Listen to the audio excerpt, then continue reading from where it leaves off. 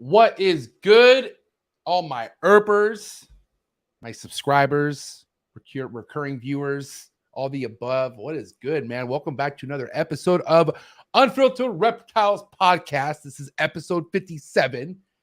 Let's go. I'm solo. Oh my God, I feel like this is Trap Talk, but it's not. Don't worry, I won't be solo for too long.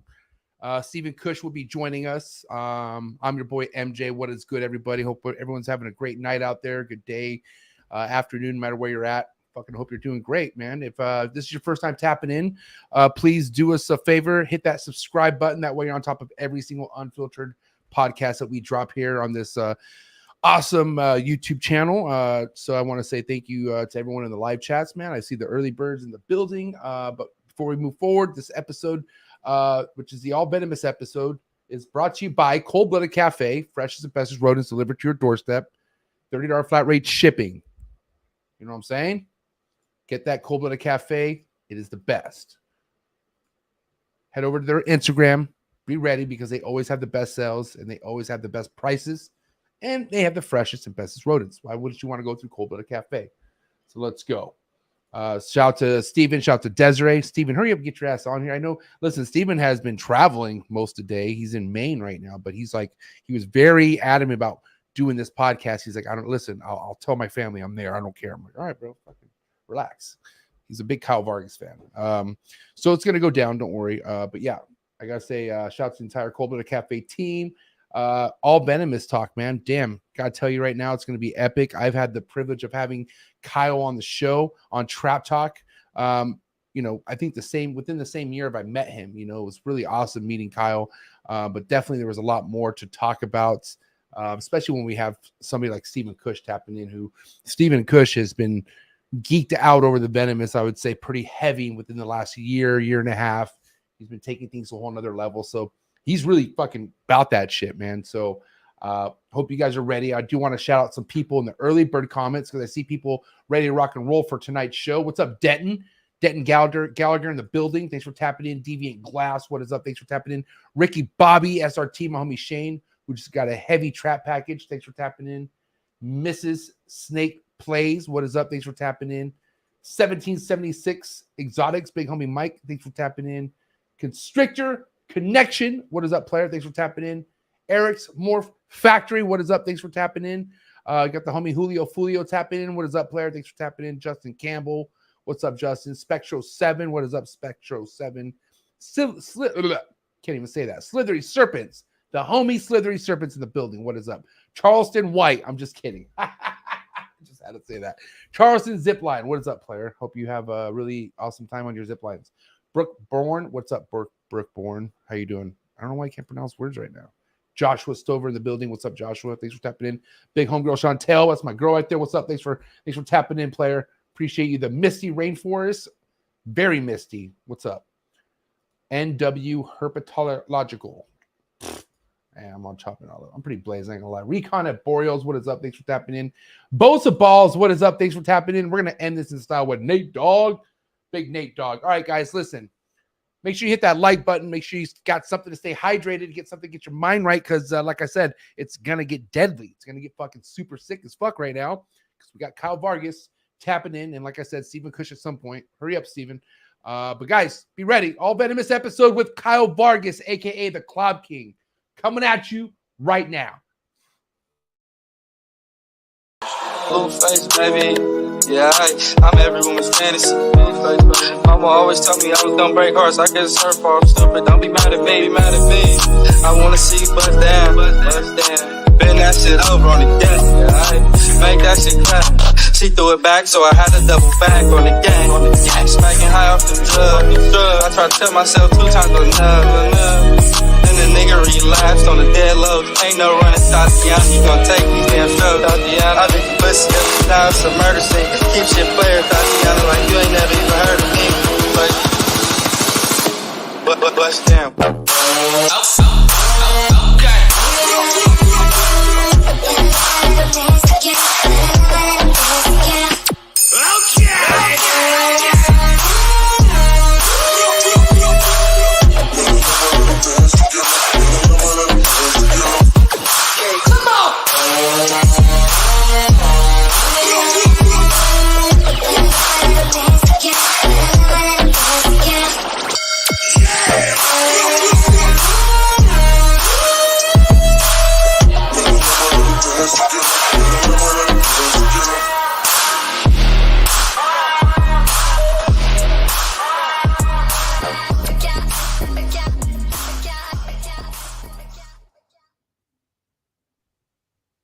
the motherfucking Cloud King, Kyle Vargas in the building. What's up, brother? Can you hear me okay? Yeah, you hear me? Yeah, man. How you living, dog? I'm living. It's winter time, so living's been not too great, but Because you're on the northwest of Texas. Where you at? I'm as far west as you can go. Okay, right. Very, very tip. Damn, man. Well, listen, happy holidays. Thanks for being here. I appreciate it. First Yeah, for time sure, man. first time on Unfiltered. Like I said, we got our boy Steven who's gonna be tapping in with us in like the next 10 minutes or less. Okay. So very excited to have you on tonight. Just because, as much as Steven and maybe a couple other guests have dabbled or know about venomous, not really two really hardcore venomous people have been on this show. So pleasure having you, man. How's the family? How's your daughter doing? You just have your daughter? Or do you have more than one kid? I forget. No, just one little girl. Okay, what's her name again? Maya. What a sweetheart. How's Maya doing? She's good, man. She's making brownies right now. And Maya, correct me if I'm wrong, but her energy at the show, she seemed to be very happy to be around that kind of element and environment. She seemed to be like about that. Am I right?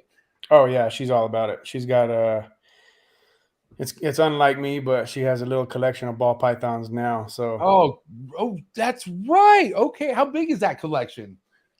She has like 20, 22 or something like that.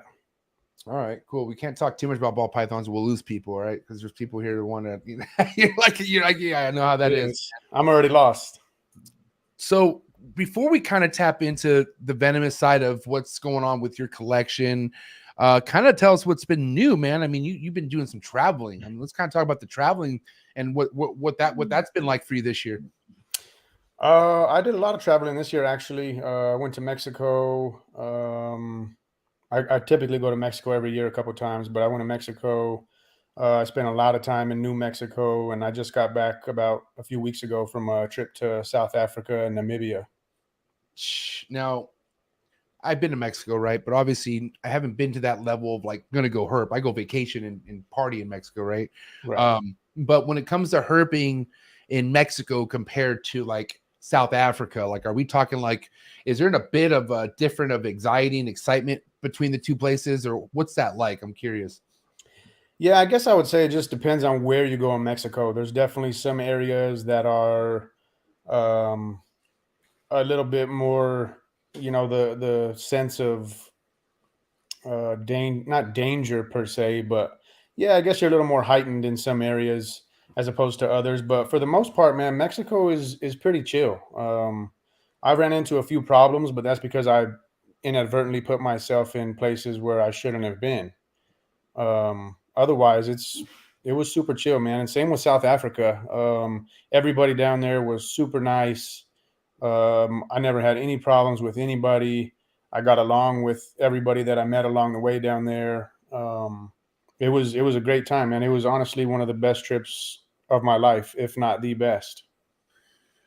Listen, man, I won't give specific details, but I always like imagine to go look for like Bolins and shit and like stuff in Papuan, and like that's like I would, and I've heard multiple times how difficult and like you got to know people and villages and shit like that. Well, I got sent a video not too long ago of these motherfucking tribesmen doing something to this guy, and it was nothing but very horrific and terrible, and like there's like guerrilla fucking units out there, like motherfuckers who be like robbing you and like they'll rape your ass and do the worst thing to you. So it's like I always feel like, whatever you want to do as far as traveling, cool, but make sure you're doing it right. Like you got to move smart. I feel like anywhere you go, I mean, let's kind of talk about that. Well, preparation before you travel somewhere. Like how many people are you kind of connecting with who's already over there and stuff like that? I mean, is that happening? Yeah, for sure. I typically connect with one or two people. I try to keep it small. Right. I'm not the type to go out herping in big groups or anything like that, or do any of the tours. Not knocking any of that stuff or the people that do it. It's just not for me.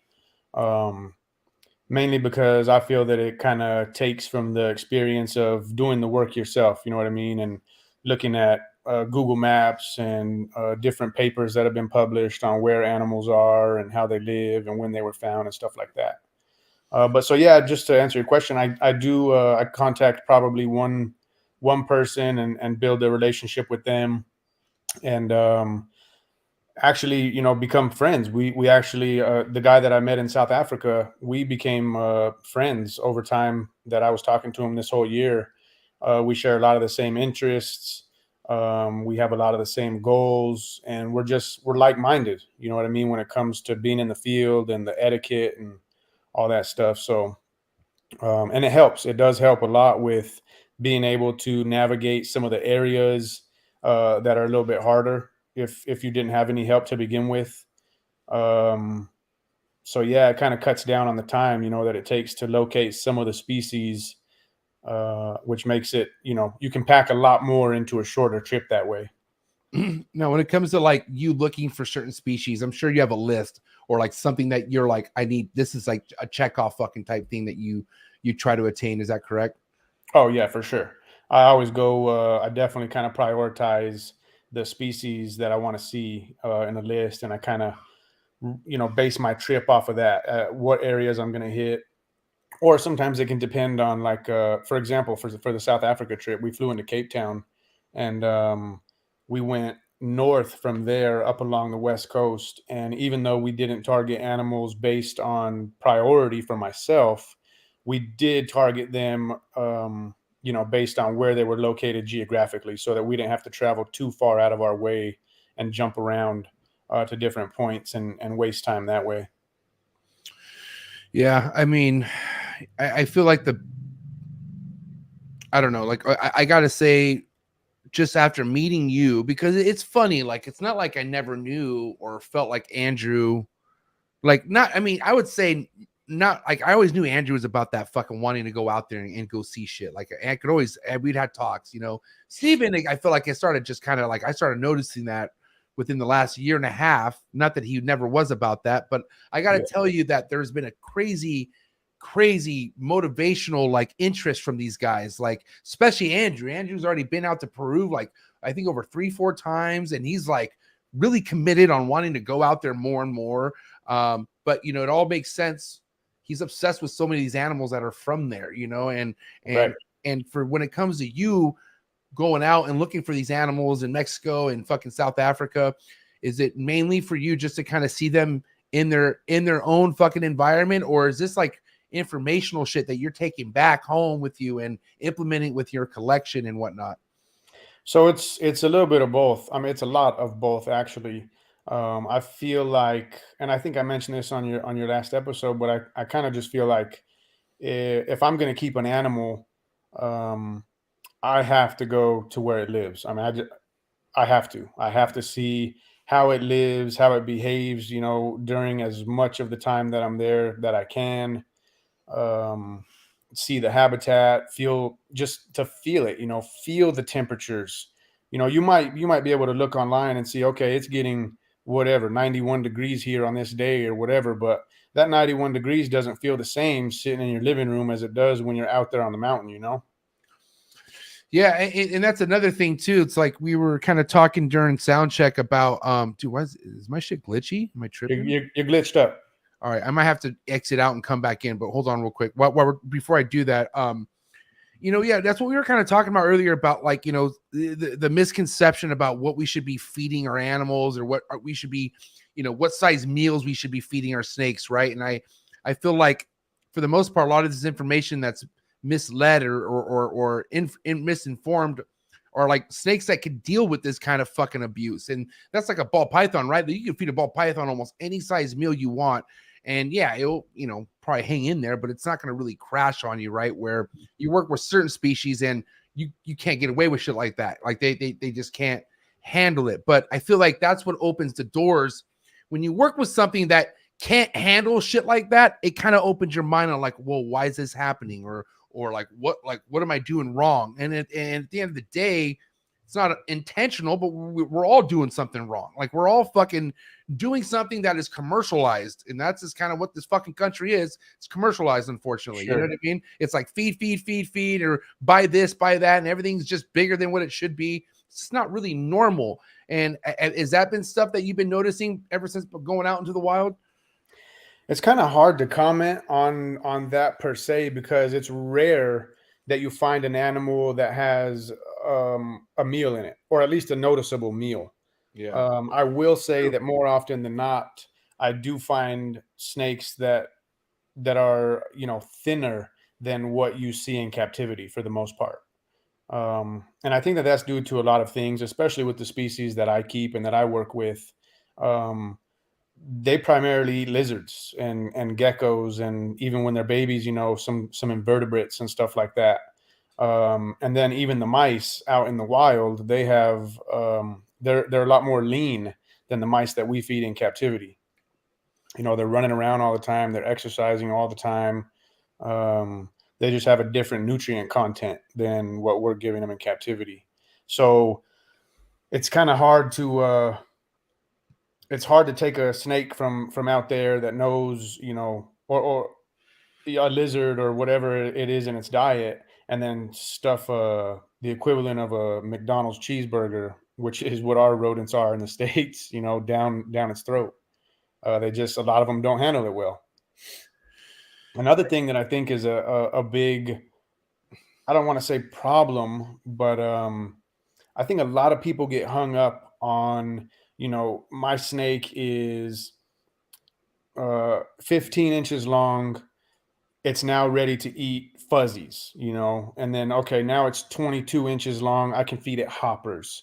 And then every week on a Saturday, they feed that snake a hopper, and then it gets bigger, and then it goes on and on and on. But that shit doesn't happen in the wild, dude. They're getting prey sizes of all different kinds almost probably every time that they come across a meal. It's a different size than the last time that they ate. It's just very scarce. It's like, I mean, you got your lucky bastards that probably get, all that they could possibly get, but it's very uncommon, like you said. Like, it's and also they're just mainly fucking scared for their own lives. You know what I mean? Like they know they're being hunted themselves. You know what I mean? So Right. it's just kind of a crazy thing, I feel like. But like I said, I try not to, like, just because we have a snake that probably eats barely whenever it can in the wild doesn't mean like we should kind of underfeed it, right? I mean, like, I feel like there's this proportional dieting you could stick to, or even just a switch up in the diet. Like, I feel like one thing that people hold on to is, yeah, they find out that, oh my God, it's okay, my snake could just eat rats. Or hold on, let's talk about the monitors, okay? Because I had a really respectable tree monitor on the show, Brandon Van Asten out of Canada. Guy's a fucking G, bro. But he completely switched from feeding, like, he would rarely feed, like maybe once a week or something, but like a pinky to his tree monitors. But there was studies that were shown that they pulled, I think, over 40 tree monitors. I think this was Persinus, the species, but over 40 of these tree monitors they pulled out of the wild. And I think only one of them out of the 40 had like a baby bird in it. Everything else was gutted full of insects, all right. Insects. You know what I mean?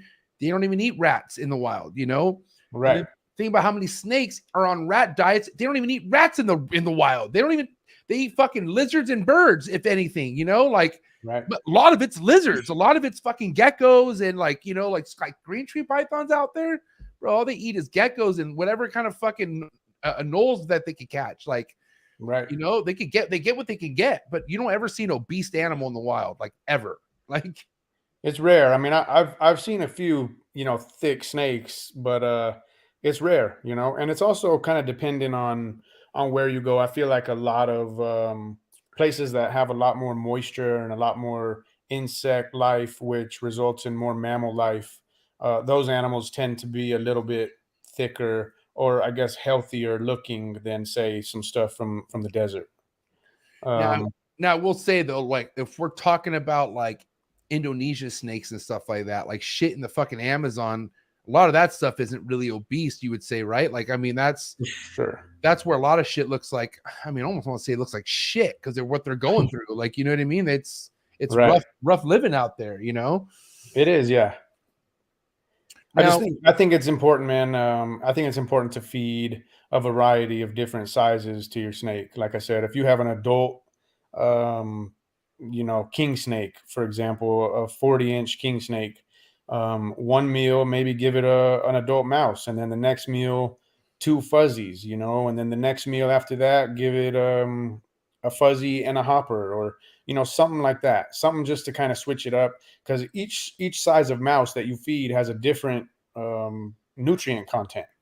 You feed a pinky. How much calcium does a pinky have? I mean, not much. Right. I mean, when do you like to switch from pinky to something with fur on it? So my baby stuff, I feed lizards and pinkies, because I just don't think that feeding only pinkies gives the snake what it truly needs.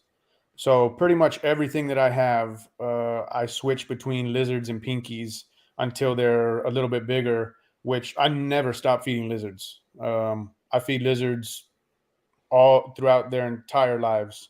It doesn't matter if they're a baby or an adult. If they're adults, maybe I'll give them 2 or 3 small lizards for a meal. But I also do supplement that with rodents as well. Well, if this person was a reptile, clearly this person would only be on a cold-blooded cafe diet, because this guy has never eaten not one lizard his entire life.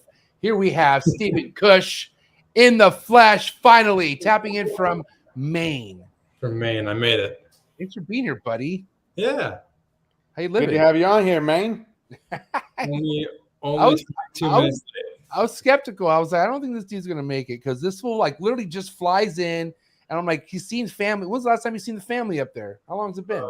5 years. 5 years. Hey guys, real quick, I got a podcast. I gotta go do that. No one. Right. That is right now. Yeah. Okay. Well, listen. Thanks for being here, Stephen. I was just telling Kyle how much you were excited and how much you were not willing to miss this episode. So we were just talking about the whole Kyle doing a lot of traveling, and him kind of we're all on the topic of as far as like what reptiles are really eating out where you guys are herping at compared to what is actually being fed. And what I just asked him right now was when he switches from pinks to something with fur in it. And you could go and capitalize on that being, the head fucking honcho over at Cold Blooded Cafe. And my camera's glitchy, so I'm going to reset this. I'll be right back. Go and take over, Steven. I mean, I guess, I feel like my role is to be like that big food rep guy who pushes why it's not important to eat organic and why you should buy the shitty stuff at the grocery store. But no, I mean, it's great. We do very little of that with varying diet, especially with snakes. So that topic, Kyle, I defer to you completely on that, especially in terms of the montane rattlesnakes. Because there's obviously a lot of merit to it, and if it was something that could be incorporated more easily for more people, that'd be great. But I feel like that's just one of those evolutions of the hobby that we haven't reached yet. That it's coming. It hopefully is coming, yeah. And but it's something that I don't think enough people really think about. I feel like people who keep lizards think about it more with variety of bugs and different gut loads and supplementation and whatnot. That's a little bit more commonplace in the lizard world. But with snakes, primarily it's feed them rats. If they're not eating rats, give them mice, and then if you can't get them to eat mice, soffers or birds or something like that. Shove something down their throat. Yeah, that too. Exactly. Yeah, man. Again, you missed the part just before you got on about feeding different stuff, but for sure I think that there's benefit to feeding not only different feeders but different sizes as well. Yeah I've definitely experienced one thing that I see a lot was some of the pythons is you give them a really big meal and even if you kind of space out the feeding to where calorically they're not intaking a much greater volume of food, that larger meal will kind of, cue a growth spurt for them. You see them kind of change up their normal routine. I feel like they're a little bit more, just kind of a little more vitality when you switch it up a little bit. But definitely from a growth standpoint, I've seen that even, with just switching up size of the same prey item. Right. I mean, especially for you, we were out catching little tree lizards that you were taking for feeders. Yeah, man. Like that's something that not many people can really say. I'm not out in Papua catching little local rodents to feed to my scrub pythons. I can't do that.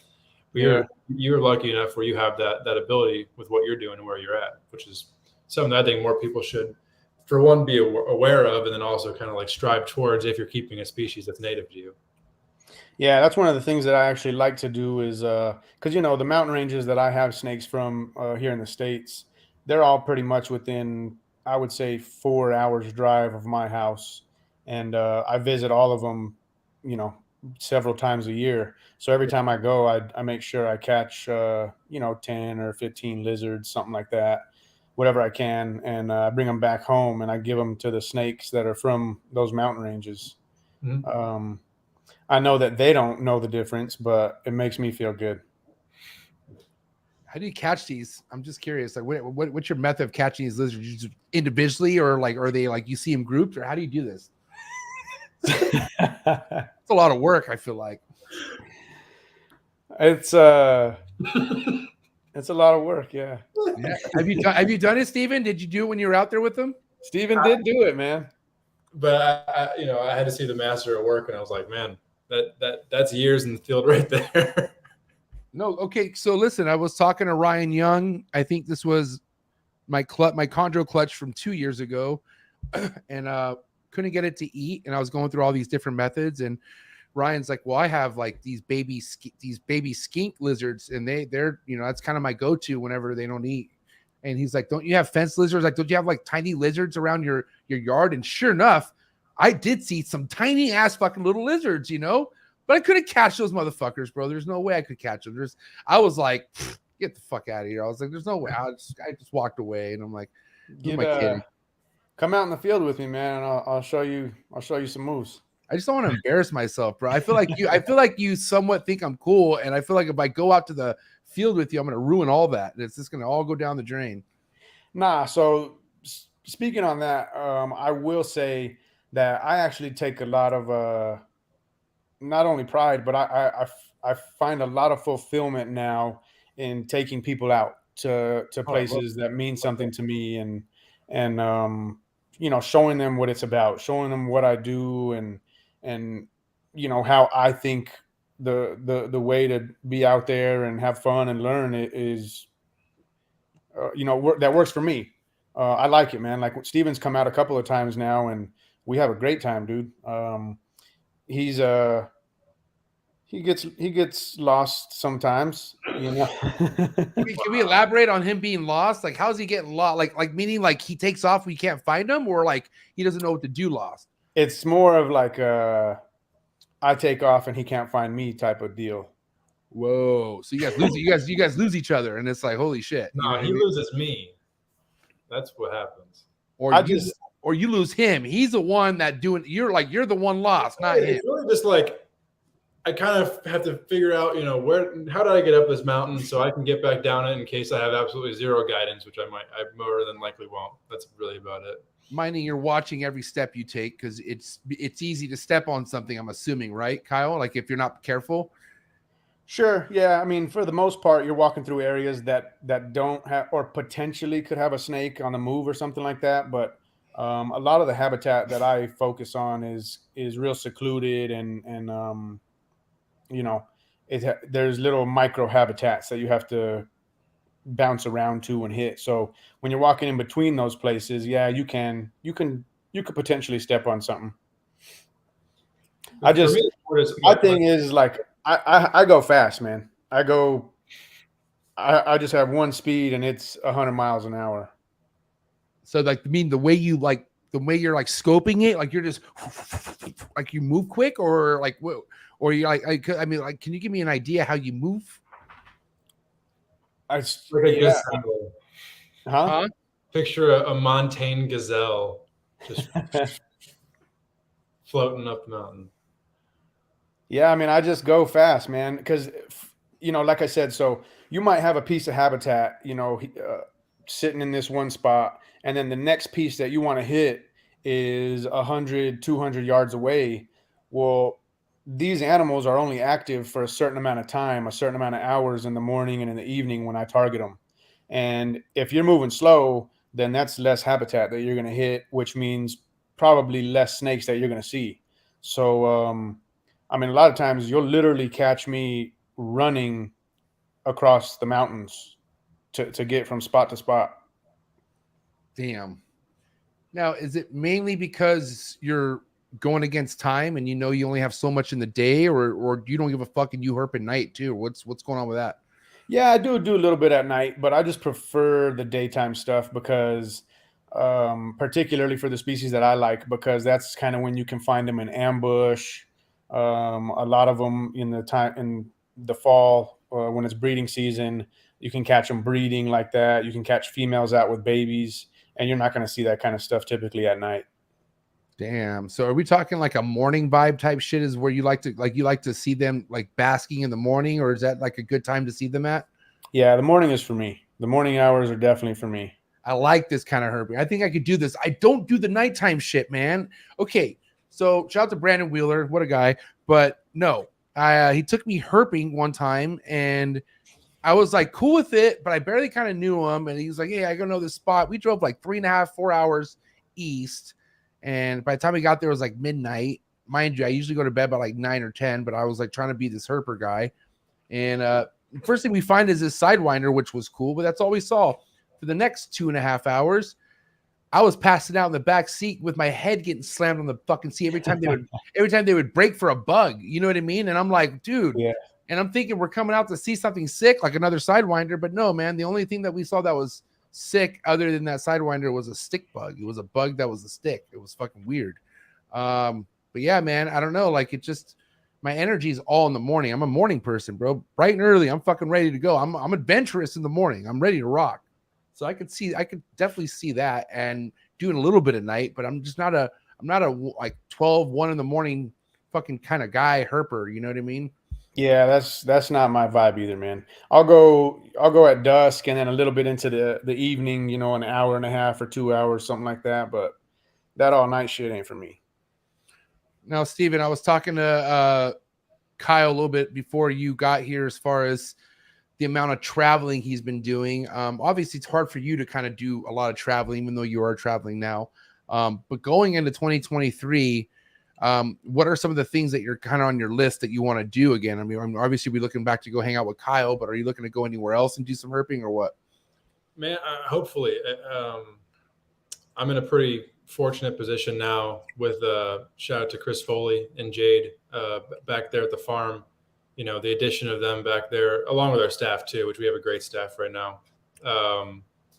Everything's being held down much better than like a year ago at this time. So like right now, you know, I'm in Maine visiting my family, totally non-reptile related trip. But like a year ago, I wouldn't have been able to do this. And if it weren't for them there, I would be in Indy right now. So with that said, hopefully I'll be able to take a little bit more time this year to, you know, go out and do some herping trips. As of right now, going back out there to, you know, go out in the mountains with Kyle is up on the list. But I mean, other than that, it's kind of more or less just kind of like planning phase right now. But I like to do as much of that stuff as I can this coming year. I'm switching rooms real quick. Yeah, do your thing, bro. You're good. Steven, why don't you catch people up? Because I was talking a little bit about where you're at with your venomous. I mean, not only with your passion with venomous, because I felt like it's grown tremendously over the last couple of years. But where we at with your own venomous, you and Desiree's venomous collection and projects? Where's everything at this point? I mean, still, you know, growing, but in a good place. I feel like our collection is kind of like a microcosm of the collection that he is standing in right now. But and you've obviously been there, right, Steve? Yeah. You've been in his actual collection, okay? Twice now. And it's literally how much bigger than what your venomous collection?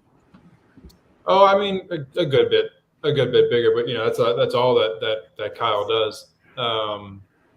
So, you know, and the scale that he's at probably is not something that I would want to. I was going to ask you eventually, especially with everything else going on. because that scale is the scrubs. You already have a scale at that capacity, and Yeah. you have a whole building fucking dedicated to it. You are just doing more, you know. Yeah, right. So I mean, you guys have both been in our Montane room back in Indiana. That's getting that to a capacity is like where I want to be, and then leave it at that, and just kind of refine from there. Now, let me ask you this, Kyle. Like you one thing I respect about you is you're not really in the public eye. Like you're not somebody out there with the YouTube channel and just fucking like, you know, you're down to share the information. Which God, you know, good, God bless people like you, but you don't go out there and like do it freely. You know, like you do it if you're being asked and if you respect the person asking and whatnot, right? Right. But for somebody like Steven and Desiree, how much trust did it take for you to kind of want to go ahead and mentor them and you know, shit, you fly up there and hang out with them and see what they got going on, but like, is it something you just felt and see with them, or did you just kind of like give it time? I'm just curious because I'm sure you just don't do that for anybody. Yeah, so Steven reached out to me and initially bought a couple of animals from me, and you know, just like I mean, a lot of people have done in the past, but what I noticed and what I really liked is that he asked a lot of questions. He was always asking questions about how to care for this, how to care for that, asking about temperatures, asking about how to breed them. You know, do they need this kind of cycle? Do they need that kind of cycle? What kind of hours do I put my lights on? You know, just questions that really matter and that are going to help him be successful with the animals. And so it kind of let me know that he was definitely serious about it. And then from that time to now, he's got quite a few animals from me. And like you said, yeah, I wanted to go up to their place. One, because they're both really cool people. Have a good time every time I hang out with them. But I also wanted to see, like, you know, what they got going. Put my eyes on their facility and how some of the stuff that I sent them is going to be living from here on out, you know. And then in the field, yeah, definitely, man. He expressed an interest in getting out there, and you know, that's how it started for me, is like being out in the field and developing a love and a passion for the animals, not just keeping them in a cage. You know, I mean, I know that's what we do, and that's what a lot of people do. But what a lot of people don't do is get out there and see it for themselves, and that's really where the real learning comes in. So that's why I don't want to say take him under my wing, because that's definitely not what's happened. He's an equal to me. You know what I mean? We're friends, and we just have a good time together, man. We share similar interests and we have a similar mindset, so it works. So here's the thing. This is my analogy with Steven, right? Because Steven, if you don't ever hear me joking around Steven's age or ever hear anyone kind of mention how young he is, you would never know how young Steven is. Like Steven doesn't come off anywhere near his age, right? But it's also like, it's kind of a good thing, but it's also not a good thing because a man needs to live a little, like, and he needs he needs big homies. Like he needs people that he has interest, same interests, but like wants to do better. Here's the thing. Steven always wants to do better, right? But when it comes to Steven being out fucking geeked and nerd on something, it's you have to be the best out of it because he already knows a lot about it. You know what I mean?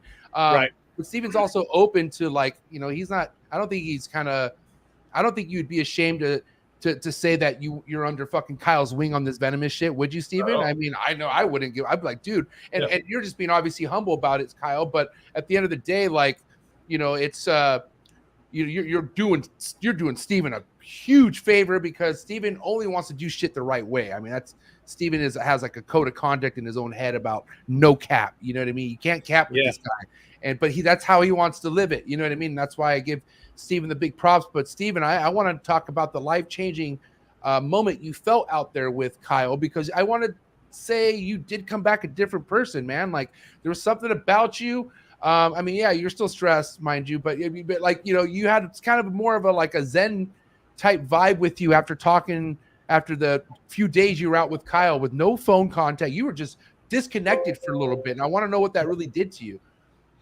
I mean, it was definitely a transformative week. It was really my first time since, you know, moving to Indiana that I actually got more than a day of being away from the facility and not like being at a show or something like that. because for the longest time, the only time I ever got away was for shows. And yeah, just that, you know, disconnect from civilization, just time out there hiking, you know, not listening to music or anything. I'm just clearing my mind, being in nature, and like, you know, and from, you know, growing up in Chicago, that's not something I really ever got to do. Yeah. But then a couple rare occasions that would, like with school or something like that, but definitely nothing ever like this. And especially, you know, it was the first time, and since only time, I've been able to actually like spend full days in the habitat of animals that I keep. You know, sleeping where we're finding clobs, you know, definitely gave me a much better understanding, because you can hear somebody say, well, keep them with this ambient and this basking spot and this nighttime temperature, and like, but you don't really understand why until you're there. And you know, you can study climate graphs all you want. There's different lengths you can go to understand it better, but there's no better understanding than hanging in a hammock overnight, where the snake could be at your feet when, you know, you get up in the morning potentially. Yeah. So, What a time this must have been. That's all I gotta say. Look at this guy. That's it. Look at the dirt. Look at that. You can just see a big cloud, like a big dust cloud, right on his fucking side of his dome, right there, bro. Yeah, man. that was in the fall, right? Yeah. I I love was it. getting over a bug at that point. I was like loading up on Tylenol before hikes and then napping in between hikes. Yeah. Oh my god! But listen, I mean, like that's the kind of shit. Like I've never. Here's the thing. I've man, I definitely had a lot of time previous before getting to this point in my life where I didn't need my phone, and I, you know. But now I'm, you know, I'm married and I got a lot of moving pieces, so it's like mentally I feel like I can't disconnect from my phone, and it's kind of unfortunate because I can only imagine when you're out doing what you guys are doing. You're in the moment, you're passionately looking for shit that you love, and you have no distractions because, like, even it's funny you mentioned, like, I love music, but even music could distract you because music makes you think of something that connects back home or something that connects you from where you're you're supposed to be in the moment, right? And even a song brings you back shit that you like were trying to remember, right? So that, or even as far as like the actual, like the hike itself, you know, the one clob that I found between the two trips was on the first trip, and Andrew was up the mountain. He had found one. I was going up to see what he had found, and I heard it buzz, the one I found buzzing in the rocks underneath me. If I had something in my ear, I wouldn't have heard that snake, and I would have kept running up towards Andrew and just walked right over it. So for that too, like you're not fully immersed in that experience if you're not cutting out every other distraction from there. Right.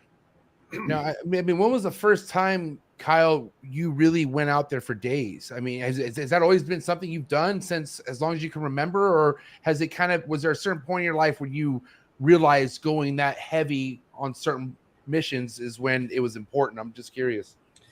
So when I found my first rock rattlesnake when I was 15, and that's what started this whole snowball.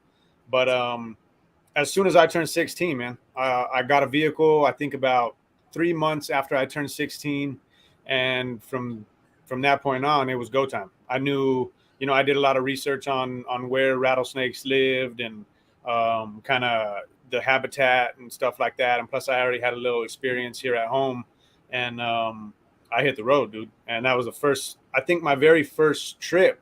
I spent 3 days in a place called Snow Lake. I drove up there. I had no idea where I was going. I had never been there before.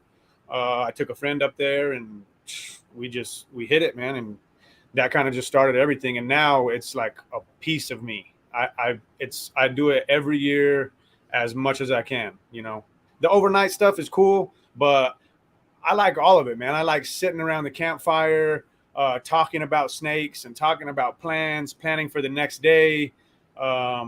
If we did happen to collect some animals for photographs and what have you, then we could look at those animals around the campfire. We always make some bomb ass food. You know, we have a nice grill out there, open fire. It's amazing, dude. There's nothing else like it for me. So yeah, I guess when I was 16, man, every single year since I was 16, I kind of just been doing little 3-day, 4-day, 5-day, and then every now and again, like 2-week trips out there, just living. And I obviously, the more you go, the better you get, the smarter you get, obviously, with any almost thing, either looking or even packing. And I'm curious, Steven, I'm somebody who always hates to forget to pack something crucial. So what's something that you feel, Steven, you're like, okay, if I'm going out there again, I'm making sure I have this? Like, what would be your super recommendation of something to remember when you roll out there? It's a good question. I mean, I would say, like, for me, the couple of things I forgot, or the first time I went out there, for some reason, I was like expecting I'll be, hiking in shorts the whole time, which, I mean, like Kyle is, but there's a bunch of shit that's going to be your legs. Kyle moves. Kyle's a gazelle, so it's different. So I had pants that were not suited for being out there, and that was just, brutal. So second time around, I got some thinner pants, but then there were pants that everything stuck to. So I'm evolving my pants game. Maybe one day I'll get it right. But I mean, what we've done the couple of times is the night before, the day of, going out, hit Walmart and do a big haul of everything that we need. So anything that you forget, you're gonna hopefully grab when you're preparing to be out there. But just the right equipment, hooks and tongs for sure.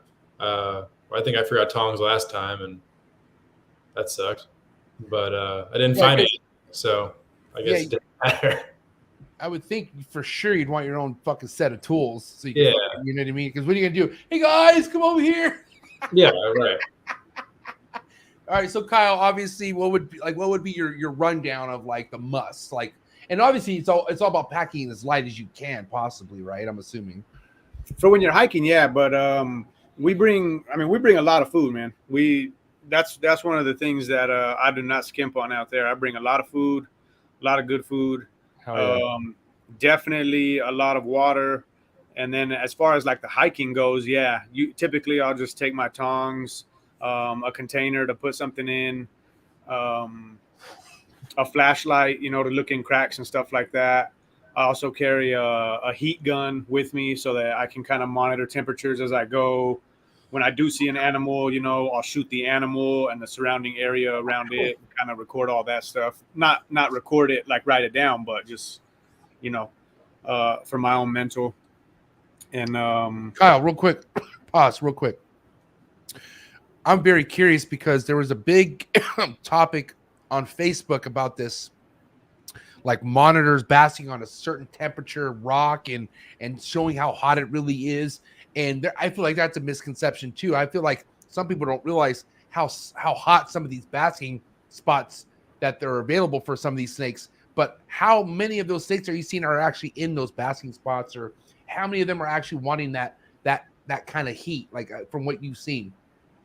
Not a lot, none. So they avoid it. They try to avoid it as much as they can. Yeah, I mean, they'll come out in the early hours or the evening, to soak up the residual heat in the evening, and then the morning heat. And what a lot of people don't understand either is that they think the sun came up, bam, it's hot. No, that's not true, man. The rocks that they live on, it takes sometimes hours for those rocks to warm up. And then when they do, the animals sometimes only bask for 20 or 30 minutes, and then they kind of slink back into the crack or underneath the rock where they can kind of thermoregulate themselves. Typically, I see active snakes right anywhere from around 75 to 80-ish degrees, every now and again you get some outside of that range, but that's pretty much the operating range that they like to be in. So your room overall is just ambient, or is there a hot spot for those snakes? How do you run the heat in your room? Yeah, I do an ambient. I run an air conditioner. I have two rooms. One of them is for all my dwarf adders, and then the other room is for all my montane rattlesnakes. But I run basking lights, and then I keep the ambient temperature of the rooms super cold. I think my cold room right now is 48 degrees. What? Yeah. What? Oh my God! And the basking's on for how long during the day?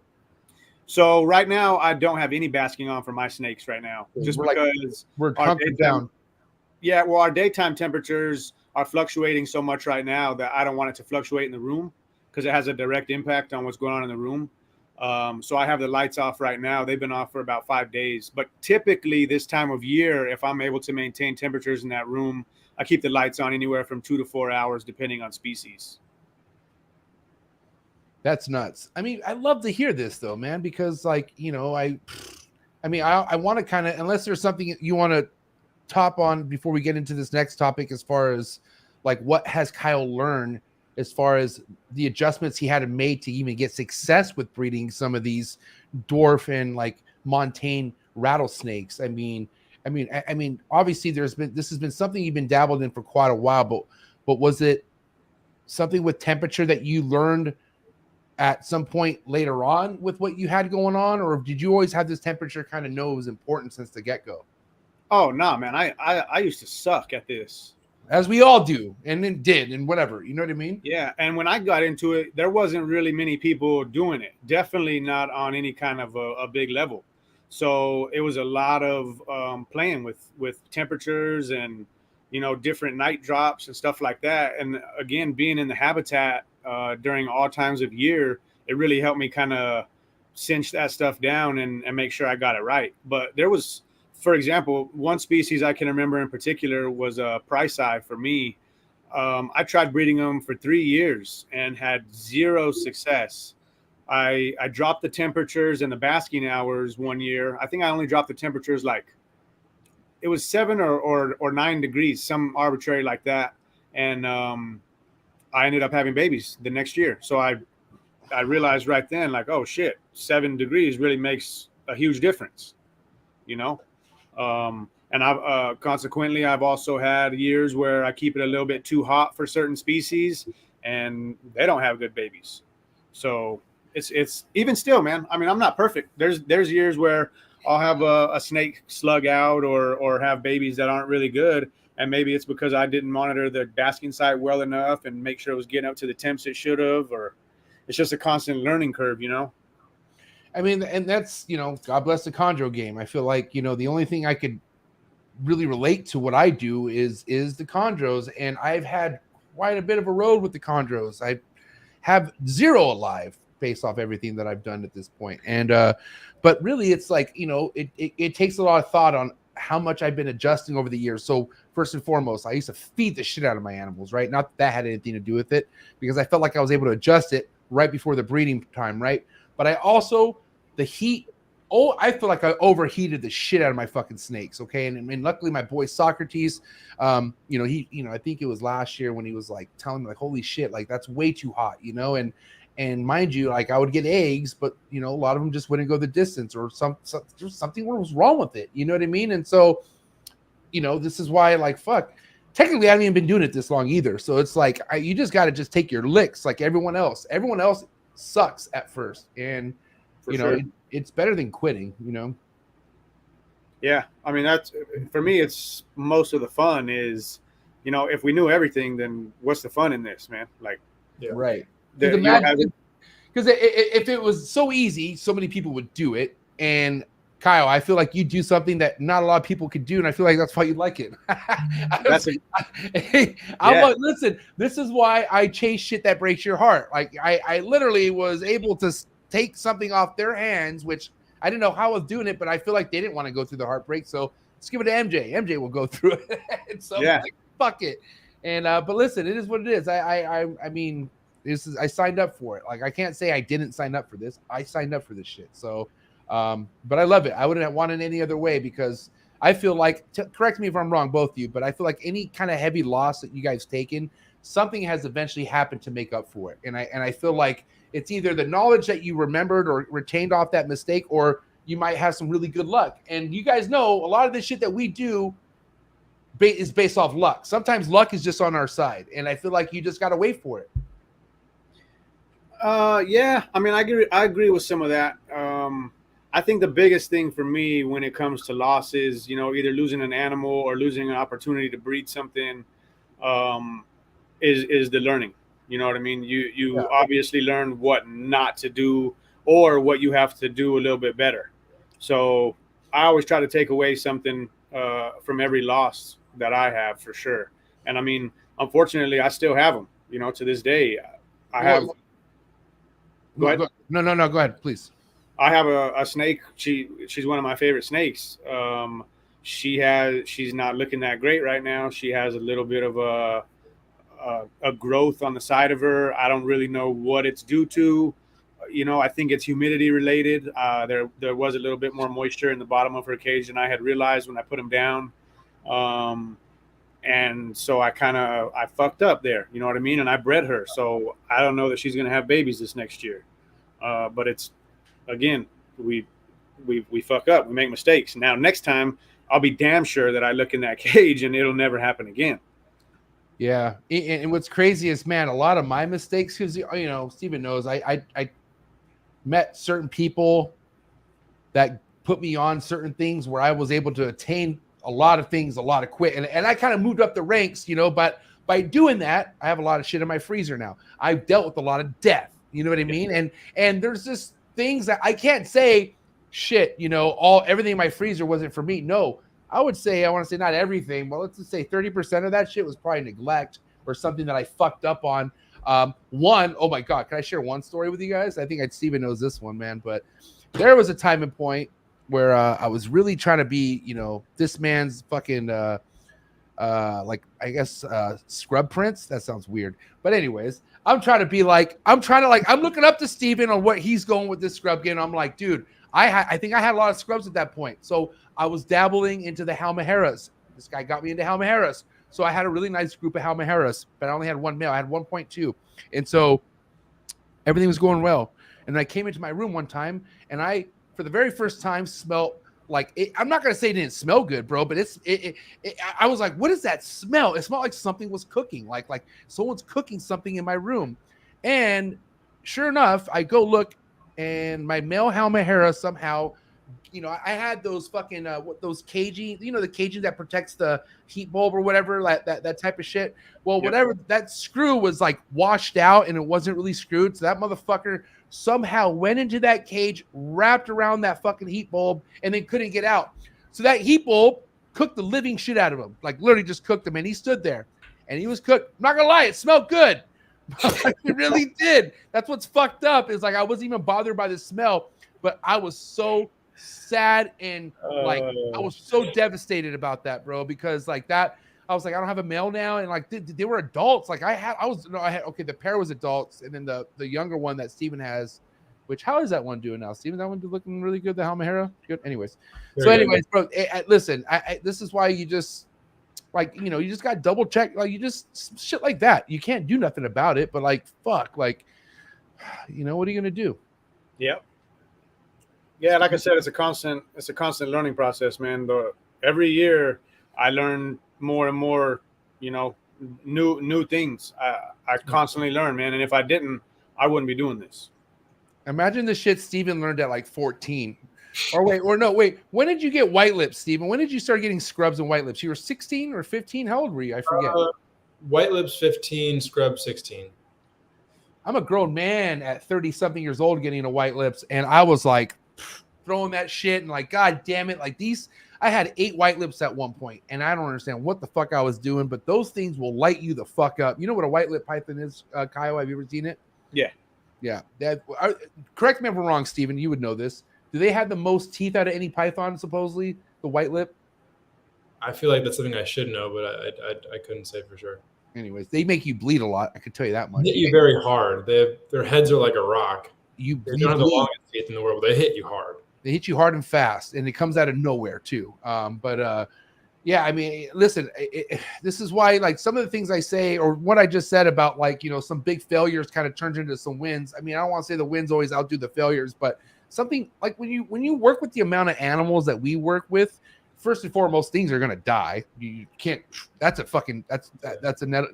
irrelevant, or that's what it is, right? But then also things will also go your way, and I don't know how many times you've ever produced something, Kyle, where you're like, holy shit, look what I just made. You know what I mean? And I feel like those are the moments you always cherish and will always remember. You know what I mean?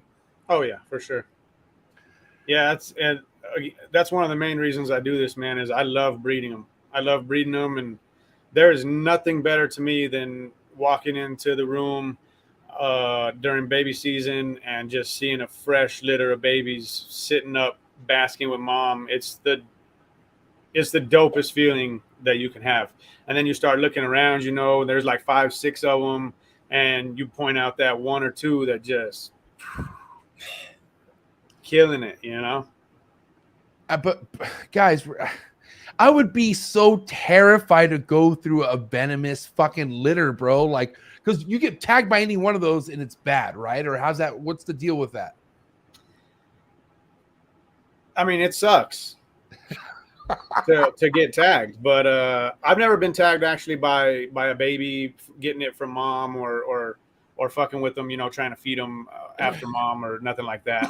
They're usually pretty chill. Every now and again, the females will kind of exhibit. I don't know if it's really like a protective behavior or a feeding response, but they will kind of get a little bit more agitated, while they're basking with their babies for sure. So you got to be careful when you open that cage. All right. Well, listen, I got somebody who's tapping in with us right now, and got to say, it's the other half of the Rep Tech and Cold-Blooded Cafe dynasty. All right, I'm out. Look who it is. It's Desiree. Oh my God, you're out.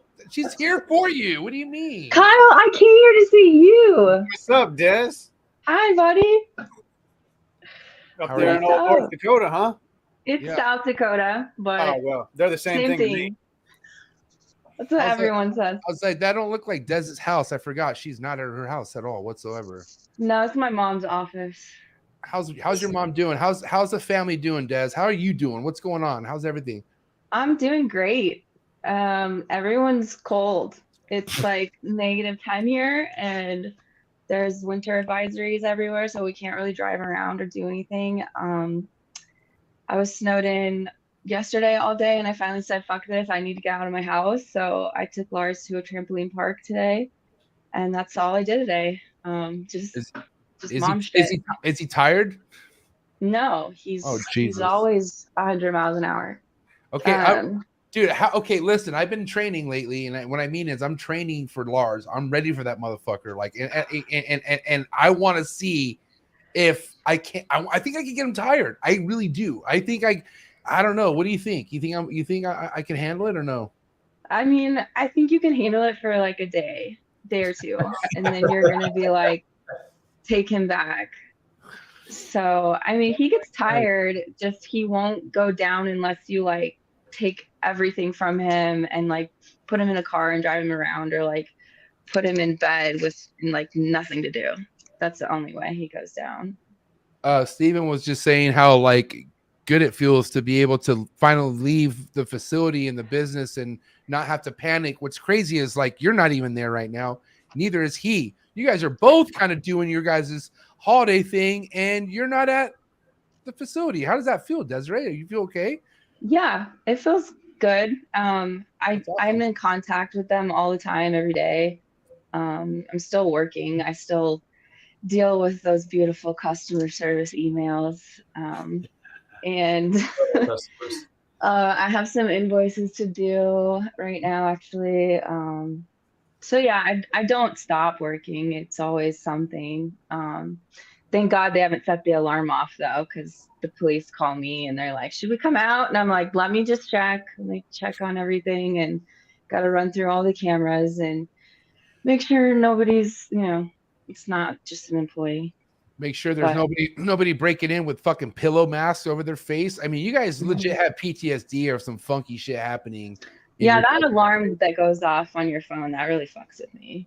I mean, but like, that's what you pay for. Like, I mean, I don't mind, but it's like, I don't know how you guys sleep off that property. Like I would have built the biggest house on that property. Well, I mean, I used to live in the scrub house, so it was a lot being there and dealing with all that and employees. So I had to go. I would shoot the fuck out of a meth head if they came on that property. I would just swear to God, no one's fucking coming on that property. Okay, listen, I do want to take this commercial break real quick because we're at that hour point. Shout out to Cold-Blooded Cafe, #1, freshest, bestest rodents delivered to your doorstep. $30 flat rate shipping, guys. I have to say, what's the? I feel like a lot of people are going through a mice shortage. And I'm not saying cold-blooded cafe customers. I'm saying people who I'm talking to. I even got people local to me asking me, hey, do you have any mice and stuff like that? And I want to know, or if there's that a rumor or what's happening with the mice. Are you guys affected by the quote unquote mice shortage, or what's happening with that? I'm curious. I mean, we're good. If you want mice, go to Cold That's Cafe. perfect. Right now, we have all sizes of mice available, from red hot pinky mice to jumbo mice. But one of the most major mouse sources in the U.S. dried up over the last couple of years, and then that obviously drove supply far down. Demand didn't really ever change, but then, you know, the amount of supply that was fulfilling that drastically decreased, and therefore the price of mice went up, 100% in some instances, if not more. But yeah, can I clarify? Coldbloodedcafe.com, so I can tell you. Well, you want to know something funny? I want to clarify where I heard this rumor, and it wasn't even from a reptile person. It was at Delta Cargo, okay? And I ran into this person at Delta Cargo a couple times. He's in the bird game, but he feeds his birds. Some of his birds eat mice every now and then, right? So he asked me, he's like, hey man, you're in the reptile game, right? I'm like, yeah. He's like, yeah, I go through. Well, I'm not gonna say their name, but it rhymes with Hornet Ho. Okay, so let's just say Hornet Ho. They go through Hornet Ho, and he's like, they don't have any mice. I'm like, bro, you got to go to the Cold-Blooded Cafe. I always get mice. I never dealt with Hornet Ho, so I don't know what to say about that. But I never have a shortage with Cold-Blooded Cafe, so I wanted to make sure I wasn't giving him misinformation. But unfortunately, he's going through some sort of drought with Hornet Ho, and I referred him to you guys. So hopefully he can get his mice. And I think he will if he goes to Cold-Blooded Cafe, $30 flat rate shipping. Yeah, good stuff. Hornet Ho. Yeah. Now we listen. I want to get back to the topic of diet and feeding and whatnot. And I think it's one thing that we were talking about during sound check, guys, is there's what is a small pinky that is technically offered out there in the industry. Is it technically the smallest pinky that is the living smallest pinky out there? Like, there are apparently really smaller pinkies than the smallest pinky that you could get even at Cold-Blooded Cafe. Am I right, Kyle? Or can we kind of talk about that real quick? I mean, there's definitely some different species of mice that have much smaller pinkies. Yeah. I personally breed mice that are, I guess, genetically engineered to have smaller pinkies and larger litters. So, yeah, there's definitely a difference in what kind of rodent you're breeding and what size pinky you're going to have, for sure. Now, and the true importance behind that is, we're talking about your dwarf species of, they're rattlesnakes, or what kind of venomous are they? They're dwarf adders, South Africa, Namibia. You said they're like about 3 inches long when they're born, right? So they're very tiny. Yeah, some of them 3-4 inches. Yeah. And the quote unquote standard is feeding them mouse head or pinky heads is what they technically do, right? And that's something that you feel like isn't natural, and that's something that could be avoided, is what you're saying. Not only that, I just feel like a whole prey item is always better than a pinky head or a mouse leg or something like that. So I always prefer to go with a whole prey item as opposed to not. And definitely for the smaller species, especially like people who have a lot of tree vipers and stuff like that, where they come out really, really small. I think that there's definitely a benefit to having a smaller pinky on hand. So from what I understand, Desiree is a designated fucking baby chondro feeder. She's the one, if there's a chondro clutch and it goes, Desiree is the one working with it. But Desiree, how much are you experiencing from like offering a pinky head to a full pinky to these baby chondros? What have you noticed from that? Well, it depends if they have some Biak blood in there, because without that, it's just impossible. Just kidding. But no, I mean, baby chondros are super tiny, so you just have to be super careful with them. And I always just start out with heads. Sometimes I'll put it on like a chopstick or just. Oh, hi, mother. So, can you guys keep it down out there? I had to be on mute. She don't give a shit. She's like, I don't care about your podcast. I'm gonna turn up right now. She's watching Lars for me right now because he woke up like 20 minutes ago. Oh gosh. From nap. But the baby chondros are something else. Pinky heads to start, and then depending on if they start taking or not, I'll go to a full pinky. Kind of push it down their jaws a little bit, and then sometimes you got to go all the way and you have to massage it down into the belly, but it just really depends on I don't know. Canary chondros too are terrible. What? That's only in the case of ones that we need to assist feed, though. Yeah. We can get the really fresh, first day pinkies, and the good feeders can handle the problem. Yes. Having a rodent barn 15 feet away, it's very helpful. Man, I mean, barn, God bless. But even if you have a couple racks or something, just anything available is like so next level. Yeah, like, I mean, you just go down the list. You're like, all right, did it eat? Oh, did you try live? Okay, didn't eat. Did you try mice? Did you try rats? Did you try software? Oh, okay, let's go get some lizards or something. I don't know. Like, you just have everything there. Listen, come here. At the end of the day, I had 3 chondros. I would say 2 out of the 3 for sure. I thought we're going to go the distance, but 2 out of the 3 died from prolapses. I'm wondering if I just fed them too big of meals. Who fucking knows? Lars! Lars, what's up, buddy? Yeah, there he is. Don't do any work right now. Lars, what's up? What? Hang on. He tries to do stuff on my computer. Lars. I gotta get off. Lars, can you hear me, buddy? Yeah, you can help me. Can Lars hear me? Can you hear me still? Can you hear me? Can Lars hear me? Snake? Put this in here. Lars, what's your favorite snake, Lars? What's your favorite snake? What's your favorite snake? My favorite snake is the big snake. You like the big snakes? Yeah. Are you ready? He's obviously talking about Klops. Yeah. I like that snake right there. Rattlesnake? Yeah. I like the snake. The legacy. This is literally the Unfiltered Reptile Podcast legacy right here on the show. Remember Mia? Lars, what'd you ask for Santa? What are you getting for Christmas? Look at his eyes. I'm getting a toy excavator. Excavator? Excavator. Excavator? What's You can't touch the computer though, or you'll have to go away. And that's it. Lars is done for the show. Lars, I love you, buddy. He's getting really comfortable with the ball pythons and crocodiles, so it's been good. I mean, So listen. there, he's like, I want to hold a snake. I'm sure it's probably. Can you hear me, Des? Yeah. I'm sure it's difficult to deal with, but as much as you understand the writing on the wall, how much that's forced, there's so much of force in that fucking kid. It's ridiculous. Like, yeah, it kind of scares me sometimes. It scares me. It's like, holy shit, is he here? It's like he's here in a kid version. Which I don't know if that'd be a good thing, but god damn it. Yeah, we're doing a podcast. Hey, I love you, Lars. You're the man, buddy. I can't wait to have you on the show more often.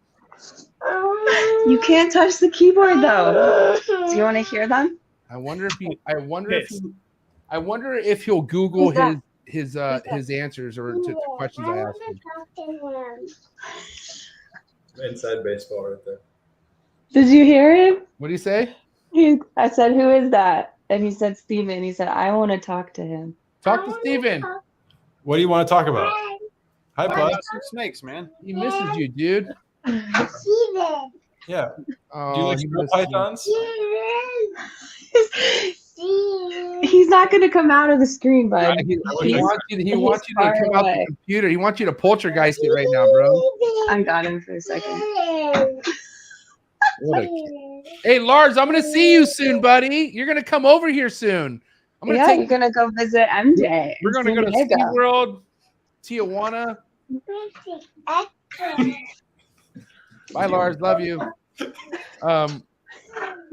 No, okay, but seriously, I mean, okay, obviously you don't work with chondros, Kyle. I don't know if but I mean, if you think this prolapsing thing is something that happens to someone periodically, or it's like, okay, this keeps happening in your hatchling, do You think it would have to relate to the meal being too big? You would think, or no? I don't know. I don't think so, because there's a lot that has to take place before it gets to the cloaca, which is where you're seeing the prolapse.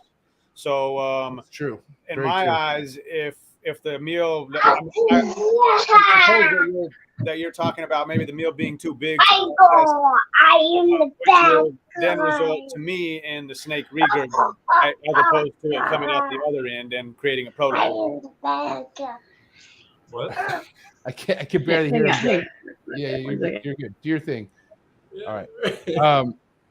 Yeah, I mean, I don't know. I guess I get that. That's a very good point. I mean, prolapses in general, is that even something you have to deal with the hots at all? I mean, do you deal with prolapses? I've never had it happen ever. No. Jeez, that sounds luxurious. Yeah, I guess I've been fortunate in that aspect. I mean, to kind of get back on the hot topic here, overall, like what's where are you at with wanting to do more herping and researching versus breeding? I mean, is that something where you're going to be picking one or the other at some point, or are you just trying to do both as much as you can year in, year out? Yeah, I try to do both as much as I can, man, just because, again, I feel like it's not really research, as most people would call it. But for me, my own research, going out there and feeling the temps and seeing, the rainfall and experiencing the weather conditions as a whole, it does help me with what I'm doing here at home. I don't think I'll ever stop breeding, you know what I mean, unless they outlaw it or come take my snakes or something like that. But I will say, if I could see the snakes every single day out in the field the same way that I do here, and I mean that by see them basking and breeding and being able to see all the babies together, I probably wouldn't keep snakes. Damn. Wow. So, I mean, I'll admit it's kind of selfish of me, but I guess it is what it is. I don't have the ability to go out every single day to my favorite places and see all that stuff and be a part of it. So I kind of play, for lack of a better term, I play God kind of here. I breed the animals that I want to breed together, and I kind of try to make the babies that I want to see and have fun with it that way. Yeah, well, I just always feel like I could never fucking impress Andrew Acevedo. I feel like no matter what I do, it's never going to make the guy happy because everything that he does is so next level. Like, so for instance, I'm about to move and have a whole new trap. I have a whole idea, but guess what? He won't be here. He'll be in Peru. He doesn't give a fuck. So it's like, but that's what level he's on. He's on that time where he don't even want to be here no more. He wants to just be literally looking at shit in the wild, have a house out there if he has it on his point. I don't really blame him either. You know what I mean? Like, it just shows how far behind I am with things. He's been doing these things for a long time, but it's also like, I don't know. Like, I mean, do you ever see yourself not owning any of these reptiles at some point and just be out looking for shit and doing at some point of your age in your life? Do you ever see that happening, Kyle, or even you, Steve and Desiree? Like, do you feel like there's a point where you guys won't have any reptiles at all, period? Nope. Lars is like, hell no. Lars is like, are you kidding me? He's like, don't ever ask us. Don't ever expect it like that. What kind of stupid question is that? I'm like on the level of like, that's my pet now. Like, I've done this for so long, and Forrest didn't really care about breeding, so he just did all collecting and like made me do breeding. And Steven likes doing that stuff, and I think it's great too and fun and exciting, but like, I'm not putting my like whole focus on it. Like, I want to do it and make some money, because why not? We've been doing this for so long. For a long time. At least try to maybe like build RepTech with rodent money. Maybe one day RepTech will fund itself. I don't know. It's actually doing pretty good. And anyway, so I don't know. I'll be like that rust-tailed python. Like, I don't care if I ever find a male. I just love it. And there's a lot of snakes we have right now too, they're just my one-off. Like I have a palmetto corn snake that I just love. Oh yeah, okay, yeah, definitely draw that for you. Did Forrest already kind of have the mind, like Steven, by the time you went over to RepTech, when Forrest brought you over, was he already kind of thinking about breeding, or was that something you kind of like influenced him on? Like, when did like breeding even become a thought with Forrest? I'm curious. I feel like it always was to a degree, but just like with focus on the rodents and everything, and especially once I feel like for him, I'm speaking on his behalf here, and Des would know better. Once they sold out of the ball pythons was kind of the end of the Breeding, let's breed stuff era, and then everything that came in was always like, yeah, we'll breed it if it makes sense or if it works, but like that was kind of like a secondary focus beyond just having the animals in the first place and kind of presenting them and all that. But then I think anybody who was around during that time, and even I feel like Forrest was the same thing. It was very disjointed, kind of like to the point where like, there was very little focus, and he was very scatterbrained with what he liked, and not that was really a problem. But as far as actually getting breeding projects together goes, that was always like a secondary or tertiary focus. So, for us now, we've kind of gone through processes of focusing, trimming the fat, focusing, trimming the fat.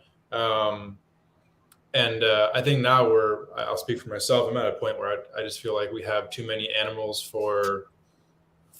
to the point where like we can take care of them. They'll be great. We'll breed them. It's not an issue anymore, but do we really want this many animals? Like is our enjoyment, reduced by however much because we have a collection that's 15-20% too big. If we cut it down, utilize our space better, built bigger enclosures, and took it, looked at it from perspective of doing more with less, being able to give more attention to each animal every week. Would there be more fulfillment in that at the end of the day? And I think there will be. Unfortunately, the market is down for everybody right now. So, we have however many animals we want to sell. It'll just take longer than we would have liked it to, which is also not that big of a deal. If you looked at the fat, like if you looked at like the fat content of anything, it would kind of be like the amount of projects you have, right? So like, okay, like each project is a certain amount of fat. So if you keep adding and stacking all these projects, you just have all this fucking fat. And what I mean by that is like, there's things that I'm sure, Kyle, that you sit on and you can like, why? I mean, what the fuck? You're not in a position where you need to push it out or sell it. But if you had all this extra fat, if you had all this extra stuff, you might have to be forced or might have to be pushed to even move or do something with it. But the thing is, that's why like, if you have like just one project, your shit's lean as fuck. Like you just have one thing that you're dialed in with, the thing is when you start stacking, you start not paying attention of certain things in those projects. Like you can't, at the end of the day, one person can't look at everything all the damn time and have the same concentration and energy, bro. Like, especially when you have over 10, 12 fucking python species and then emerald boas and all this shit, you know what I mean? Like it could get very overwhelming, and that's why I feel like it kind of comes with maturity too. Like I feel like, with Steven talking about them trimming the fat and getting more focus, trimming the fat, getting more focus, that kind of comes with time. I mean, were you ever overwhelmed with your shit, Kyle? Like, were you ever at a point where you're like, fuck, like I am just way like everywhere. Like, I'm curious. Yeah, for sure, man. Especially when I first got into it, I think I was just like a lot of people who get into the game. I like pretty much all snakes. I like corn snakes. I like king snakes. I like green trees.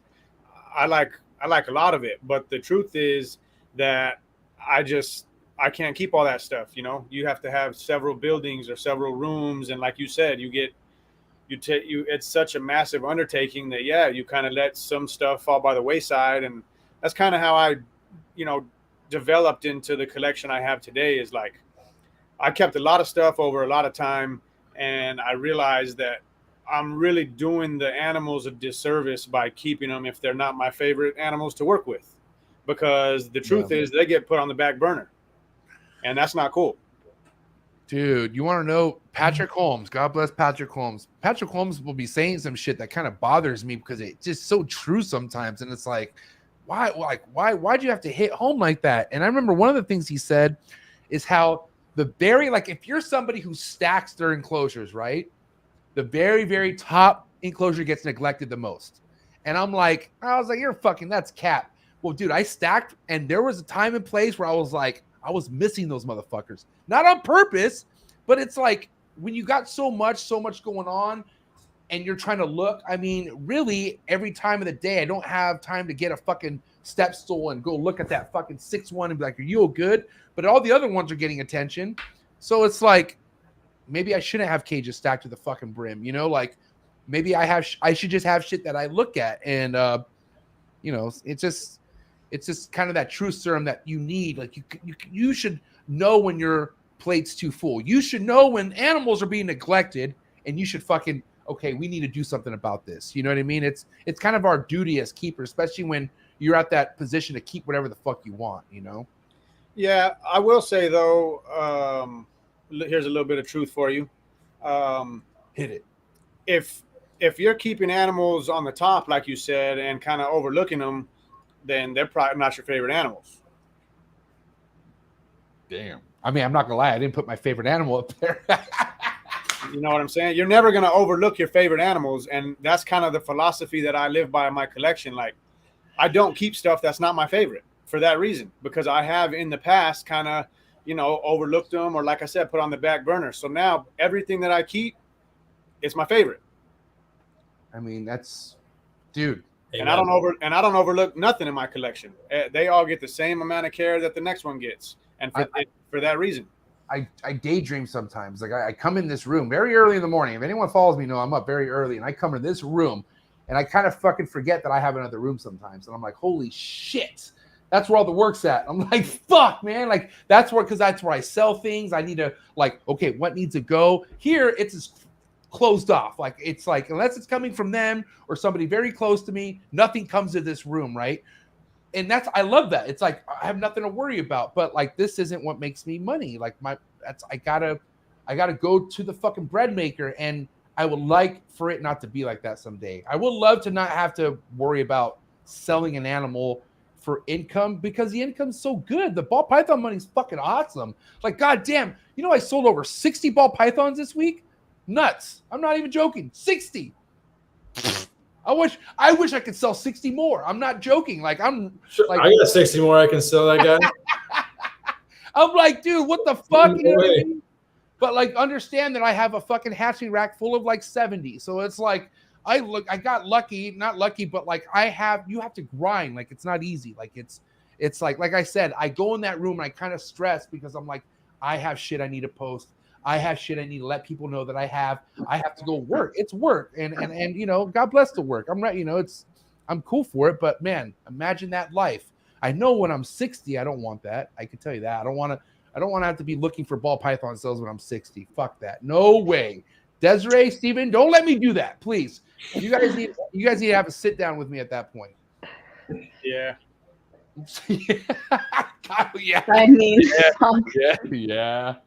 Well, I mean, like I said, man, 25 years. I've been through that stage. You know what I mean? Keeping animals strictly for money, or because a lot of people want them. But again, I didn't love them. So no matter how much money they were going to bring me, they're out. Now, here's the thing. Like, I love ball pythons, but I love the ball pythons I'm on a mission to get, because the ones that I once loved, well, you don't love them after Kabelka comes out with another video, and you're just like, oh, fuck, you know, and then you're like, well, there's something better, and there's always something better. That's the thing. It's the ball python game will never plateau. It's going to be like, and God bless the people, the enthusiasts who are like that. But me, like, oh, man, if I could get any of this stuff to successfully go and I have something living from it, that's all I need. I don't care if it's a morph, because there are no morphs. Like, it's fucking crazy how I got into this game off of morphs. And now it's like, I still like them. I like, you know what I mean? But they're not like, like trying to make that on my resume. It's like I'm not. The only thing I want out of a morph is the money. That's it. And it's fucked up to say, but that's the truth. The only thing I want out of a morph is the money. The only thing I want on my resume is this shit. I don't know. I'm just speaking facts. I will say, as far as the stuff that I keep, I do have. I mean, don't get me wrong. I like when I sell stuff and make some money off it. Sure. Oh, I love it. But like stealing, I used to love stealing as a kid. That shit was awesome. Like it was My God, you don't admit that. I was a little boy. Like stations is way, we're good. Bro, like candy bars or fuck yeah, like expensive shit. I steal copper wire, I steal AC. Good job. AC units. Whoa, guy, hold on. I wasn't off the fucking pizzo or anything. I was a kid, bro, and I just wanted chocolate. That's it. But I'll say, man, I have a lot more attachment to mine because of the experiences.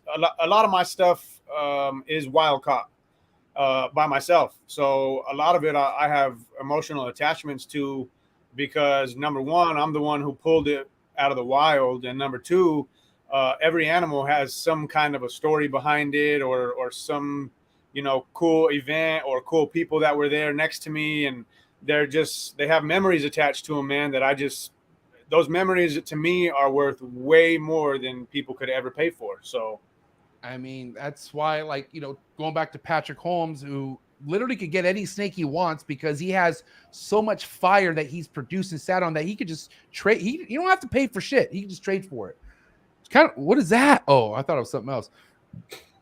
Brontosaurus. Is that a dinosaur? He wanted to show you his drawings. It's the same shit with Cold Blooded Cafe. These motherfuckers could get anything they want and be like, well, guess what? Here are some rodents. And almost. I mean, I would say 9 out of 10 times that's what the case is. But it just depends. Lars, can you please draw me draw me an elephant snake? You elephant guy. He wants an elephant snake. Lars, you and Op. You gotta have like a little question section where people are there people like viewing this live right now, you think? Or yeah. We got people live, bro. We're good. That's MJ. I mean, you should have people be able to write questions and stuff. That. I mean, people can ask questions. It's just, right now, it's a large show. It's like, what are we gonna do? It's just large is taking over. But yeah, Kush, listen, you didn't want to miss. Yeah, thank you for letting me work. Appreciate that. What's the topic you have for Kyle, Steven? I know you have something you want to talk to with Kyle about anything venomous related. So let's go. Yeah, you set me up perfectly because I had many topics to bring up specifically about venomous with Kyle right now, and the first one that I'm going to bring up. No, but I guess let's dive into it. What this year? What are you looking at? Breeding wise, that excites you the most? Kind of just to me, it's my same old stuff. But I have a couple of spec projects I'm looking forward to. I have quite a few of my dwarf Bitis that are going to be breeding this coming year. So I'm looking forward to producing some of those, hopefully. And then I have some really, really killer combinations of rock rattlesnakes coming up. So stuff that's never been paired before, or stuff that has been paired before, but with different animals. So it should be a pretty interesting year. You'll likely see it when you come down here in the fall. How many litters you're expecting this year in total? What's up? How many litters do you expect this year in total between rattlesnakes and dwarf adders? Somewhere around 35 or so. 35 or 40. That's different. Yeah, and I got a whole lot of I got some new caging on the way. I just contacted a guy to do some custom caging. You actually know about that, Steven. But I actually doubled that order, and I'm going to be getting a whole new baby rack. I got a new way I'm going to raise all my baby snakes. So that's going to be pretty exciting. What's the way? Let's go. I want to know what the transition is. That our way? Yeah, I want to hear this. No, I mean, condos? Do what? No, tell me. Basically, I'm just going to Always. be doing a smaller version of how I do my adults. They're going to be pretty much smaller cages that are going to be set up all natural, just like the adults. They'll each have individual basking lights, and they'll all be pretty much, bioactive, I guess you could say. Bioactive, you say? Yeah. Uh-oh. Okay, hold on. Buzzword. How bioactive are we talking about here, Kyle? Are we talking like a drainage system, automatic misters, live plants? Are we talking dart frogs? What are we talking here? Yeah, I guess you could say live plants. I'm definitely going to work with some new lighting this year to try and keep some of the plants alive a little bit longer. But yeah, some plants, and then I just use a variety of isopods. Again, the isopods I collect from the mountain ranges that the snakes come from as well, and that's what goes in their cages. So, Whoa, actually isopods, like the roly polies. yeah, and those are, don't laugh at me, Des. And those, Sorry. that's the cleanup, like that's just like the cleanup shit. Because like hold on, so anybody who really has cocoa chip or any kind of substrate for their snake could have this roly-poly system if they wanted to, right? I suppose so. Yeah, I don't know that much about the cocoa stuff or whatever, but they pretty much need a place to have some humidity and a food source, and they're good. What's the food source? I mean, they eat all kinds of shit, dude. They eat rotting wood, they eat leaf litter, they eat fucking snake sheds and pick at the shit. Snake sheds? Oh yeah. Okay, guys, hold on. Why aren't there more isopods in enclosures then if this is so like legit? Why aren't we doing this? It's a good question. I've been doing it for 12 years. No, I'm seeing Steven, Des, like I know you guys are kind of like I am never ashamed of my tub game. And what I mean by that, everything you see behind here, minus the Miss Willie group I got from them, they were actually, no, the Miss Willie, they came from tubs too. All this wasn't tubs, but they were, dude, mind you, they did perfect. They were thriving. They looked beautiful. And I got away with it because I saw Forrest do it. I remember seeing Forrest do a story and I saw all his chondros in tubs. And I was like, it's that easy. But the thing is, obviously, do what you can, but obviously evolve. Like, if you could do better, do better. And I'm saying, like, I feel like there's always room to do better no matter what we're doing, right? I got to tell you, oh my God, he's back. I got to tell you right now, Kyle, one thing I thought that was like the ideal thing for me was using these puppy pads that I'm still using right now, right? I have puppy pads for all these snakes. You want to know what I fucking actually, this snake that's about to ovulate right now, this fucking legendary Miss Willie line, you want to know about 3 weeks ago what happened? I had to yank out half the puppy pad out of this fucking bitch's throat because somehow when she wrapped the rat, she did like a re-roll and like her tooth scooped the fucking goddamn, like okay. You know I'm not tripping on this, Steven. You know how emeralds wrap and then they'll do like another roll and re-wrap. Like they do like this reconfirming thing. It's weird. And it reconfirmed and hooked the puppy pad as I left. Luckily, I came back and I saw that she was swallowing it. But dude, obviously I don't think puppy pads are the move. Like not everyone, like myself, is that on like ready to go for type that shit like that. So substrate, depending on the substrate, wouldn't be an issue because I've actually had a couple emeralds swallow fucking like sphagnum moss with the rat by accident, and they did perfectly fine. They digested it and it was fine. But just doing better, man. Like there's always got to be something that we could all do better. And I always feel like the ones who are working with the stuff that's not most commonly worked with are the people who are trying to do the next level shit. Just trying to get ahead of this isopod thing, man. Well, the thing is, I'm serious. There's a lot of people that will talk down on bioactive setups. And I think what a lot of people fail to understand is that it's not, it's a continuum. It's not this like binary sterile or bioactive. And then also it greatly depends on what is in your bioactive enclosure.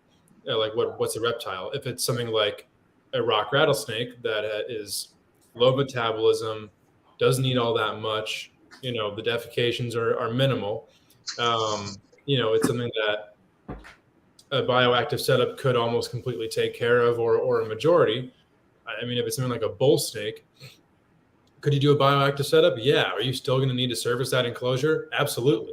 It's a higher metabolism colubrid that moves around more, is going to be more destructive, is going to shit way more than the isopods can take care of.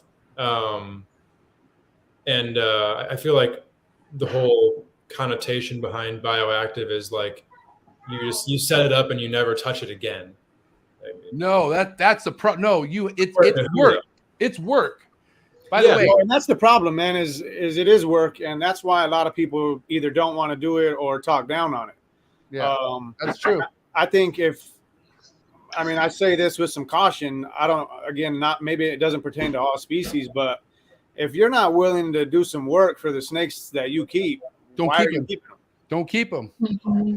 If you ain't want to hurt, if you ain't want to cry for it, don't do it. I mean, seriously, man. Like it's hard. All the cages that I set up for all my stuff, I'm not gonna lie, it's difficult. I go to every single mountain range and collect new grasses and leaves and soil and branches and all that shit every single year. Sometimes it takes me 13 to 15 trips. I'm talking thousands of miles on my vehicle, but it's for the animal. You know what I mean? Not only does it look better to me, but I feel like it's better for the animal. They do better in it. Man, for the stuff I keep anyways. But people wonder why I spaz sometimes. I mean, I wonder too, but still, like, it's mainly because of the animals. Like, I'm so hyped up about what we're doing that I feel like we should kind of take advantage of things that we could do better. Like, why wait? What's the point of wait? Like, think about how many things we are realizing now, Steven and Des, that we only do differently because of social media. But we could have done this shit back in the 90s. But no, it wasn't like nobody gave a fuck, right? So I'm just saying, man, like this whole...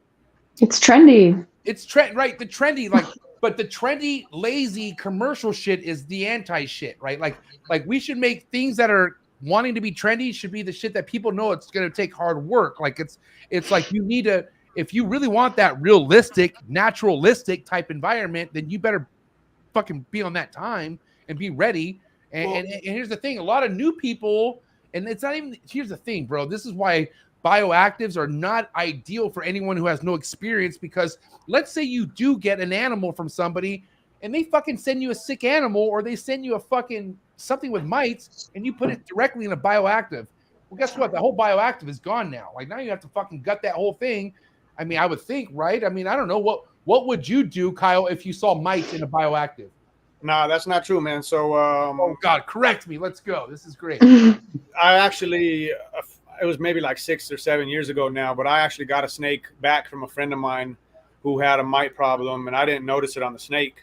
I put it in a cage, a natural setup, and then I think it was like 10 days later, something like that. I looked in there, and this thing was just exploding with mites. And they actually sell a predatory mite called Stratiolaleps simitis or Hypoaspis miles. And they're a predatory mite that you can introduce into a bioactive enclosure, and they will eat snake mites, snake larvae, snake mite eggs, or snake mite larvae and snake mite eggs. And then when they run out of that, they'll eat themselves. What? I like that. Yeah, I like these. That's some sacrifice. I mean, they don't eat themselves, but they can't. They eat their cage mates per se until there's no more food source left. But they will cannibalize at the end. I think I could get away with saying this on this channel because I didn't have this person on this channel, but this lady was a little wacky. Okay, she was a little kind of like I asked her what her ambient temps and what her temps in the cage were. She said whatever it is in the wild, and I'm like, what's like the fuck does that even mean? So, anyways, a little wacky, but she also put me on game with this larva eating type shit. Like, she sent me to a website, and she told me it's preventative because they eat anything that would create the mite. Like, it's like, and what? Nothing. You said tolls me. She tolls me. She tolls me. He just smoked. It's all good. Oh yeah. Dude, I got a fucking speech impediment. Make fun of me more, Desiree, while you're at it. But anyways, no. But listen, like there are so many things out there, and here's another thing. I'll stand corrected on this, okay? Like the Da Vinci Boa fucking snake lean syrup. Well, I'm not. Okay. I will say this: it will not fix crypto, for sure. Yeah, and thank God Dr. Warren Booth was on the rescue on that, because I did have the Da Vinci guide. You know what I'm talking about? The Da Vinci syrup, like you two know what I'm talking about. Desiree and Steven, the Da Vinci syrup. Des does. Steven, don't act like that. Anyways, do you know what I'm talking about, Kyle? Nah, I don't. I guess it's not a ball python fucking session, but anyways, I'm just saying there's like a syrup out there. It's like it comes with droplets, right? But really, all it is like some sort of calcium boost, or like it's something to just keep that hydration, or something that animal needs, to where it doesn't, because if it's one thing that kills an animal before starvation, it's dehydration. Like an animal that's not drinking, an animal that's not staying hydrated will die. That's more likely how an animal or a reptile will die. Am I right? Before starvation? Yeah. Yeah, I guess so. Out of the two, probably. So I'm just saying, like, I'm just not against anything that could potentially switch the game up, like, especially because this dude, like, he took a shot of it right there on the podcast. So I'm like, okay, so you're drinking it, so I understand. It's just like, I don't know, like, fuck, what are we gonna do? We just gotta be better. I just want to be better, man. That's why I love episodes like this, because you obviously do a lot of time and effort into finding out what it is that makes what you do fucking more beneficial. Like, longevity is everything to me. I just rather just do things to make these animals live longer. Well, one of the biggest things that I feel like is a kind of a trend these days is, there's so much information available right now on social media, on the internet, about reptiles, about keeping, breeding. And I feel like the more information is out there and the more easily accessible it is, the less people think for themselves. And and that's one of the things, about Kyle that I really kind of gravitated towards early on, was like, there's just things that, that he does, his practices with his collection, that just came from what he observed in his own animals that I had never heard from anybody else. And then I just get to see it in execution, because there's a difference between that and then somebody coming up with an idea in their head, like, oh, this is a theory I have of my animals. And then they create a circumstance that affirms that belief for them. And then they go tell the world, this is how it is. Even though it's literally just based in the reality they created for themselves. Well, can I interrupt real quick? Because this guy has not been in any trap talk for a while. And here's my dad all of a sudden. So I'm pretty sure it's because of Desiree and Steven. Dude, by the way, my pops is sick as fuck, Kyle. But he's a big fucking Desiree and Steven fan, and I haven't seen this guy in months in a podcast, and here he is. So what up, Mr. Juarez? Shout to my pops right there. What a G. Yeah. Anyway, sorry. But yeah, I don't know, man. Like I said, I was very hard on the fucking bio. I used to talk mad shit on the bioactive, but you meet somebody who does the work and and I want to tell you, the first person I ever saw bioactive done right was Dennis McNamara. Do you know who Dennis McNamara? I don't think Kyle does. You guys know good old Dennis, right? He's worked at the Virginia Beach Zoo for 22 plus years. You know what's funny? Something about Dennis is not a lot of people know that this guy for the last 10 plus years has bred basins year after year at his zoo.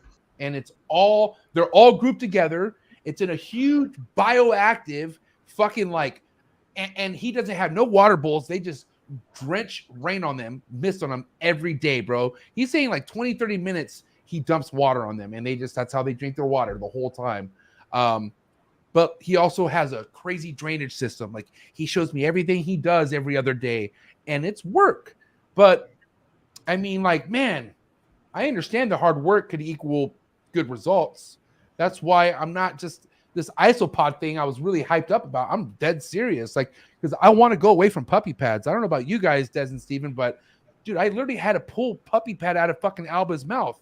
And now she's ovulating. What if she would have swallowed that? She would have died. I wouldn't even be able to. I think that they would make it to where if dogs were eating them, they could pass them through. So you're tripping, girl. This puppy pad was an XL. It was huge. She ate the whole thing. Dude, no, she halfway. Like I had to like Hmm. I pulled like this much out, and there was still like this much left. And That's luckily, terrible. it was terrible. And like, not Maybe my you should fault. just Like I didn't tell her to fucking rewrap. You know what I mean? But like, it's like no substrate. I no. You're saying no substrate still? Yeah. I don't know, man. I might go isopod. It's just just do some cocoa brick and throw some bugs in there. Okay, celebrity appearance award, Patrick Holmes, ladies and gentlemen. Yay! Finally, we got somebody heavy in the building. What do you think of somebody? Do you know anything about Patrick's venomous game, Kyle? Do you tapped in with Patrick Holmes at all, or no? Yeah, I talked to Patrick quite a bit recently, especially, but definitely, I love Patrick, man. He's one of the best dudes in the game for sure. Very humble, bro. I love that He guy. he has a passion, love, and respect for the animals that is unparalleled in most keepers. You know what I mean? I feel like we level on that regard. So I really fuck with him.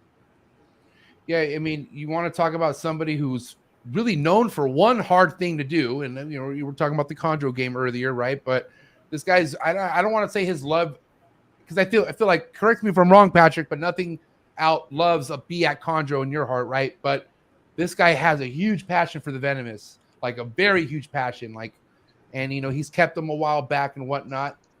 But I also feel like this venomous thing is not a trendy thing, bro. Like, this venomous thing has to be in your blood. Like, you need to understand, like me, like, I don't want to say I got a venomous snake because I thought it was trendy. I had it and I loved it, but I knew like holding it meant more to me than just looking at it. Like, I had to hold that snake. And I feel like that was a problem. That was a recipe of disaster where I just didn't need to go through that. You know what I mean? And I don't know, man. Like, I just feel like this has to be in your blood. That's why I respect venomous keepers. I will never be a venomous keeper. I can tell you that right now. A VC? Huh? You'll never be a VC? What is a VC? A VC. Steven doesn't want me to tell you. What does the VC mean? Venomous? I'll text you. No. A venomous fucking crypt? What is that? What is it? Close. What is that? It's a negative thing, but we're talking positive on venomous snakes right now. Is it like a STD or something? What is VC? Can I fucking know what this is? Do you know what VC means? A venomous creep. Oh, we were God. making a good point, and then we stopped making a good point. I was on. Listen, it wasn't me, Steven. I didn't say like I didn't. We would not have our venomous collection right now, if somebody else was here. Just saying. I mean, listen, I'm not gonna say I miss the Abronia, but I kind of miss the Abronia.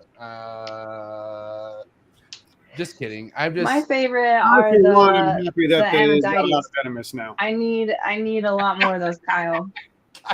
Listen, Kyle's not mad at all that you guys are in the venomous game, because, like, going back to what I was saying earlier, who better than to have Desiree and Steven come into the venomous game who don't, like, you guys aren't trying to get into the venomous game and make any mistakes other than maybe, okay, shouldn't have gotten to that project, but like everything you guys do. I remember the very first vlog I ever done on any venomous collection was your guys' collection. You guys had all the danger stickers, you had locks. Like, I thought that was very important, first and foremost, that if you're going to do something, you have to fucking do it right.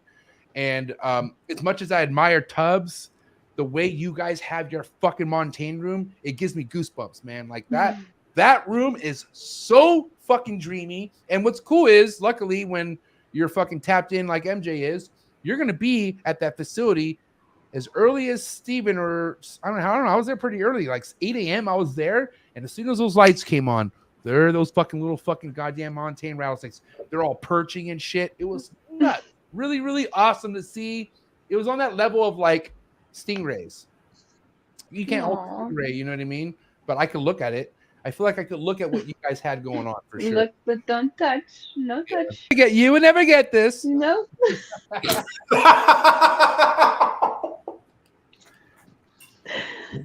Okay, now what would you say? Kyle, I'm curious, Kyle, like with all due respect, like anyone new in the venomous game, what would be advice for anyone new into the venomous game? Like someone who, like, it's not that they are maybe doing anything wrong or right, but like, what are some maybe advice for anyone who's barely now tapping into the venomous game? It's hard to really say, man. There's a lot of different breeds of people coming in. But I mean, I guess I would just really say, like, if you're going to get into it, do some research, man. And maybe if you can, try to find somebody who has stuff that you have an interest in, and don't just dive into stuff because you think it's cool or because you think it's going to get you likes on social media or whatever. Make sure that you get something that you really love, man, and that you're really going to pour a lot of your time and dedication into. I mean, because if you would say, you know, I don't know, we, you know, a lot of the times we talk about your venomous experience, I haven't heard too much of a down spiral that you've ever hit, and I know you kind of had ups and downs, but anything that was at the potential of you like not doing this anymore, like, and maybe it could have been like a bad bite you got or anything like that, like anything to that drastic point where you couldn't even been doing this right now. Nah. Wait a minute. Hold on. Correct me if I'm wrong. Are you still with your daughter's mom? Yeah. Okay. So that's not you. Never mind. I take it back. I thought there was somebody who like kept like they didn't want you doing this, but it wasn't you. It was somebody else. I don't want to say that person's name, but never mind. We're gonna move forward. Amen. Yeah, for me, man, I mean, this is my life. This is what I do. This is what I always do. I don't even know who I would be if I didn't keep venomous snakes.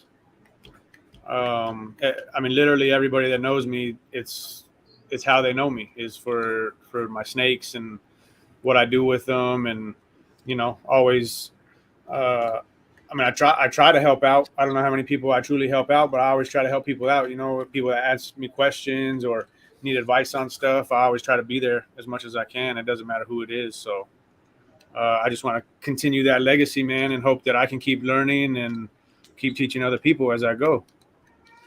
Okay, listen, Steven, for sure, he's like on a 2-hour cap. I want to go ahead and make this a round question, round a table. Final question for Kyle.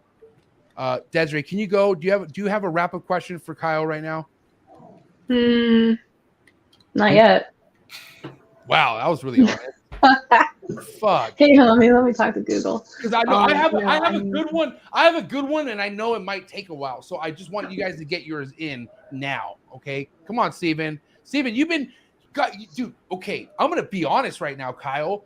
Steven is the biggest fucking Don King hype man before every podcast. He gets super stoked, and as soon as this fucking live turns on, he's Mr. Quiet. Like he's just fucking Mr. fucking.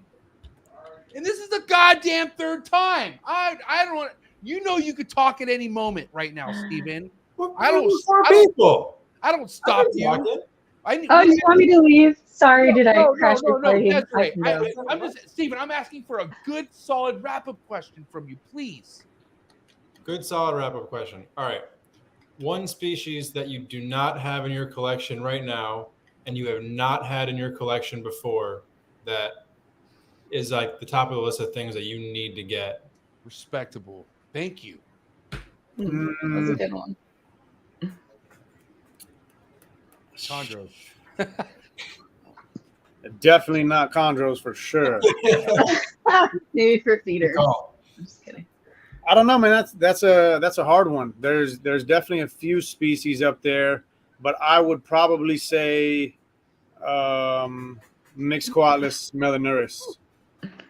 I gotta add those things at some point in time and into the collection. Respect. Yeah, I've seen them in the wild, and I'm in love with them. Can you, like, for the people like myself? Can you, I was just gonna say for MJ, can you tell us like tell the me common exactly like what the I guess the I don't want to say the retard term, but like the fucking like help me. What are we talking about? They're a black-tailed horn viper from Mexico. They occur in the Tehuacan Valley. Whoa! Oh, look at this thing. All right, hold on. Let's check this out real quick. Now, have you seen any of these yet? He said he did. Oh, Yeah. he did. I'm sorry. Okay. And hold on, is this it right here? Tell me if I'm wrong. And while I'm pulling this up, what's their venom like? Like, is it a bad day if you get bit by something like this? Not from what I know. No, it's really not that bad. Yeah, that's them. So this is right here, the horn. Okay, and you know, and at some point, when do you feel like you could attain something like this, Kyle? They got them in Europe right now, so it'd be just a matter of finding a contact over there and bringing them over here for the right price. Otherwise, the only institutions that have them in the States right now are zoos. I believe there's like three or 5 zoos now that are working with them. 2 that are breeding them for sure. Damn. All right, Des, you're up. Wrap-up question. So your most recent trip to South Africa, right? Yes. What was the highlight of your trip? Like just bam, that was it. This is what I found, like hands down highlight of your trip. That was legit, Des. So the species that took me over there initially was the Zeropaga, which is the desert mountain adder. And before that, I had been very interested in the Caudalis and Cornuta, but the Zeropaga definitely topped the list. And I know, before going over there, I was told that they were super hard to find. And I mean, they are. I know people who've looked extensively for them and failed or found one here, one there. But I was fortunate enough to meet a guy down there who does really well with them. And he took us to a spot where he found a pair prior to us getting there that we were actually able to photograph. And we went back, I think, 4 times, and I finally found my own, just kind of out on the crawl. And it was, up until this point, probably top five finds of my life. It was incredible. It made the trip for sure. Yeah. All right. So this is definitely a round table answer type question, but I'm going to start with you, Kyle, mainly because I already know I know how Steven's feelings are going to be. Des will keep it real, but I'm curious about your feelings on this because I have one of the probably biggest controversial fucking podcasts going down tomorrow night on my other podcast. And mainly because this guy is the biggest, he's a social media manager for Nerd, New England Reptile Distributors, Kevin McCurley, I'm sure, right? No. Wow. I'm really I don't know, man. I don't get out all that much. That's fine. That's fine. Listen, I got to say that this Nerd has been around for a very, very, very long time. There has been a lot of legendary type things under Nerd's belt. I respect Nerd on so many levels, but do I not respect him on so many levels. And so the reason behind that is because from what I've seen, Kevin McCurley has people do a lot of the talking and a lot of the putting stuff out for him, right? And I feel like if this is your brand, shouldn't you care more? Like, shouldn't you if you have, and mind you, they have a very big audience, bro. Like they attract a lot of people. And I will say, out of the realm of big influencers out there, Kevin's the only guy I know that is really on this level with working with Venomous. Okay. And there's been bro, I could give you one example. There was a surgical, he did a self veterinarian surgical thing on, I think it was his Cobra, correct me if I'm wrong, Steven, but it was something that he tried to do surgery on himself, which he's not, he didn't go to school for that. Not that you should, but it was this kind of wow, you did that kind of shit. It's kind of dicey type content, right? But for somebody like you, who's very behind the scenes and free handling isn't something that you would ever put out on a documentary, would you? Or you're just very careful behind what you do. It's very important what it is as far as what people know that you do, right? But then you have the other side of things are people that are reckless and that causes the U.S. ARC problems and the shit that we're going through right now. So somebody in my position that could have a word, what would be your advice for me? What message could I possibly bring to somebody who has control behind content being put out like this? I don't know, man. That's a tough one. Thank you. I know it's difficult. I don't condone free handling behavior. I really don't give a fuck what people do behind closed doors or in the privacy of their own home. But when you're behind a camera and you have the intention of putting it out for the public eye to see, in my opinion, you're one, unprofessional, and two, the only reason you're doing that is to sensationalize the animals, which I feel is not good. You're definitely not getting any respect from the people who are really out here doing it. You know what I mean? No, nobody I know in my realm who breeds stuff, who goes out in the field and who really loves these animals and who really puts work into them. None of them are putting out free handling videos and showing people how they can hold this gaboon viper or this cobra. And nah, man, it's completely unprofessional to me. I don't have much respect for anybody that does it. I don't like it at all. I think it's a really, really bad sticker that gets slapped in the face of the responsible venomous keepers.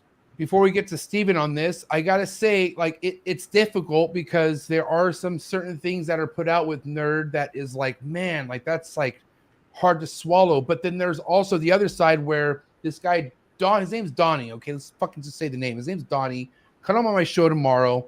And he has actually done exposure videos that I didn't know that.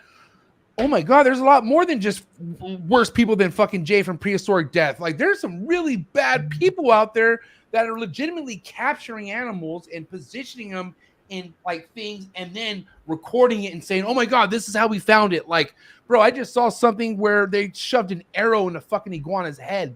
Like, and then they act like they rescued it and they took it out. Like, bro, that is fuck. But the thing is, like, that's fucked. I'm right. I'm like, dude, thank you. Like, that's what's like, I'm so confused right now. I'm like, but like, as much as you said, Kyle, that there's motherfuckers out there doing it, right? But how big is that group compared to the outside lurkers and the people who aren't about that? There's so many of those people, bro. So I feel like these content creators who are doing shit like that don't give a fuck about that respect. They don't care about this small, tight-knit group of lifers. They need the wow factor, the fucking like, holy shit, look at this guy. You know what I mean? You're like, right. You want to know the number one YouTube or link or something that's sent to me by my own family members? 9 out of 10 times it's Jay. It's something from Jay. And I'm like, God damn it. Like, and it's like, hey, do you know this guy? And it's every time, hey, do you know this guy? And I'm just like, yeah. I kind of do. I fucking kind of do. Yeah, I do know him. But it's like, I'm not going to, it's like, but that's what is tapping in to the outsiders looking in. And that's the problem. The outsiders looking in are not looking at the Kyle Vargases. They're not looking at the motherfuckers doing it right. It's the fucked up people. So yeah, like I said, they just do it for the likes and the views, man. I mean, it's the sensationalism behind it, I get the same thing from my family members and friends. They'll send me videos of people holding a Eastern Diamondback or somebody that tailed some cobra or something crazy, and it's like they think it's cool because they don't know any better. And it's like, I don't care about that. I'm not clicking on that. I don't want to see that. I don't have any respect for it at all. Like I said, it just puts a really, really bad name because what happens is those kind of videos get shared 100,000 times more than somebody, just using a long hook or long tongs to handle something like that, because that's not exciting. You know what I'm saying? People don't find excitement behind that stuff. But when you're touching something, when you have that fear factor and that oh shit, this could go wrong at any second factor. I mean, I'm not gonna lie, bro. You know how many times I watch a video of a fucking goddamn car like running into something, like it's fucked up, but I'm like, holy shit, did that just happen? It's like people like seeing fucked up shit. Yeah, man. But it's kind of like, but just because of that, you shouldn't indulge in it and fucking, that's the thing. It's like the money, it's getting desperate. And let's get to Steven. Steven, I mean, I know you could talk forever on this, but I mean, help your boy out. What's what's some advice, or what are some good things I could really stand on going into tomorrow's podcast? Good luck. What a dick. I mean, you ain't wrong. Because for somebody like that who that this is his profession, this is what he's doing for a living, and it's not like they don't have the information at their disposal. They know how they should be portraying animals, on the venomous side, I feel like Nerd probably does a better job than most of the other venomous YouTubers, so to speak, who are more prominent. Like that one fool that whacked. Remember that? Who was that one? The guy Ray who racked the. Oh, Ray Hunter. Oh my God, bro! Did you see that video, Kyle? I think I should find it. I think I'm pulling it up. No, don't pull it up. Okay, I won't. It don't need another view. Yeah, you're right. You're right. But I mean, long story short it was a training somebody on how to handle a monocle cobra. They were in a dirty room wearing improper footwear, and the woman falls over with the monocle cobra. So dude hand grabs it. It tries to bite him because it's a monocle cobra, and he whips it like that. And I'm not exaggerating, bro. Like a fucking water hose. Imagine you're trying to untangle a water hose, and you're just like, whoop, bam! That's exactly what he did. That thing has whiplash for sure. It's fucking. Right. It's that's a live animal, and that was somebody who's supposed to be considered someone who's respected within the venomous community. Right. And actually, what was so ironic about it was they posted a video, and it got taken down fast, and then they put it back up. They had their chance, they had their opportunity to, because what do you? That's a great video. Other than the crack in the whip with the living snake, it's a great video to show somebody who's training on how to handle venomous snakes. So this could happen at any moment. This is what happens when you fuck up with your protocol. Right. But that's not a very helpful video to show Joe Schmo who's at McDonald's and is scrolling on Facebook, and they see this viral video of this woman falling over with a cobra in her hand. That doesn't help anything other than being like, oh my God, look at that. That cobra almost killed those people. It's like, no, those people almost killed themselves. Yeah. Improperly handling a cobra that could have been a nothing event. And the problem with those kind of videos, man, too, is the public sees all that stuff, and again, it gets shared more often. So yeah, every single day almost, I have people message me on Instagram, and ask me if I hold my snakes. No, dude. Why would you hold a venomous snake? Why? Oh, I've seen 100 other videos of people doing it. I thought maybe you held yours. No. Yeah, but I also have homies who are like, hey man, would you ever feed a fucking a cat to your snake, or just sicko fucking questions? It's like, dude, what the fuck? Shut up. Yeah, but that's but that doesn't affect us though. Weird people having weird, It kind of does, because you want to know, there was an autistic guy who really looked up to my show. This guy was like, MJ, can you please help me? And I'm like, dude, not really. But I was cool with him still, and he found out that posting live feeding videos was a trendy thing. So now he commentaries live feeding videos, and do you hear the squealing? Do you hear the last breath? And it's bro, that is disgusting. And it's all these non-reptile keepers. It's all these fucked up demented people, and it's crazy how many fucked up demented people are out there. And now this motherfucker's at 30K subscribers. He's and he thinks he's the man, bro. He's I figured it out. And I'm like, no, you didn't, Rain Man. You did not. It's dude, it's fucked up. That's what I'm saying. That's why the wrong people get in it for the wrong reasons. You know what I mean? And it's what we have to deal with. Like I said, Kyle, the real keepers, the world's this small compared to the big world of fucking idiot piece of shit, goddamn neglectors and people who shouldn't be keeping animals. We're against all those people, bro. It sucks. That's why, little by little, it's all we can do, day by day. It's fucked up.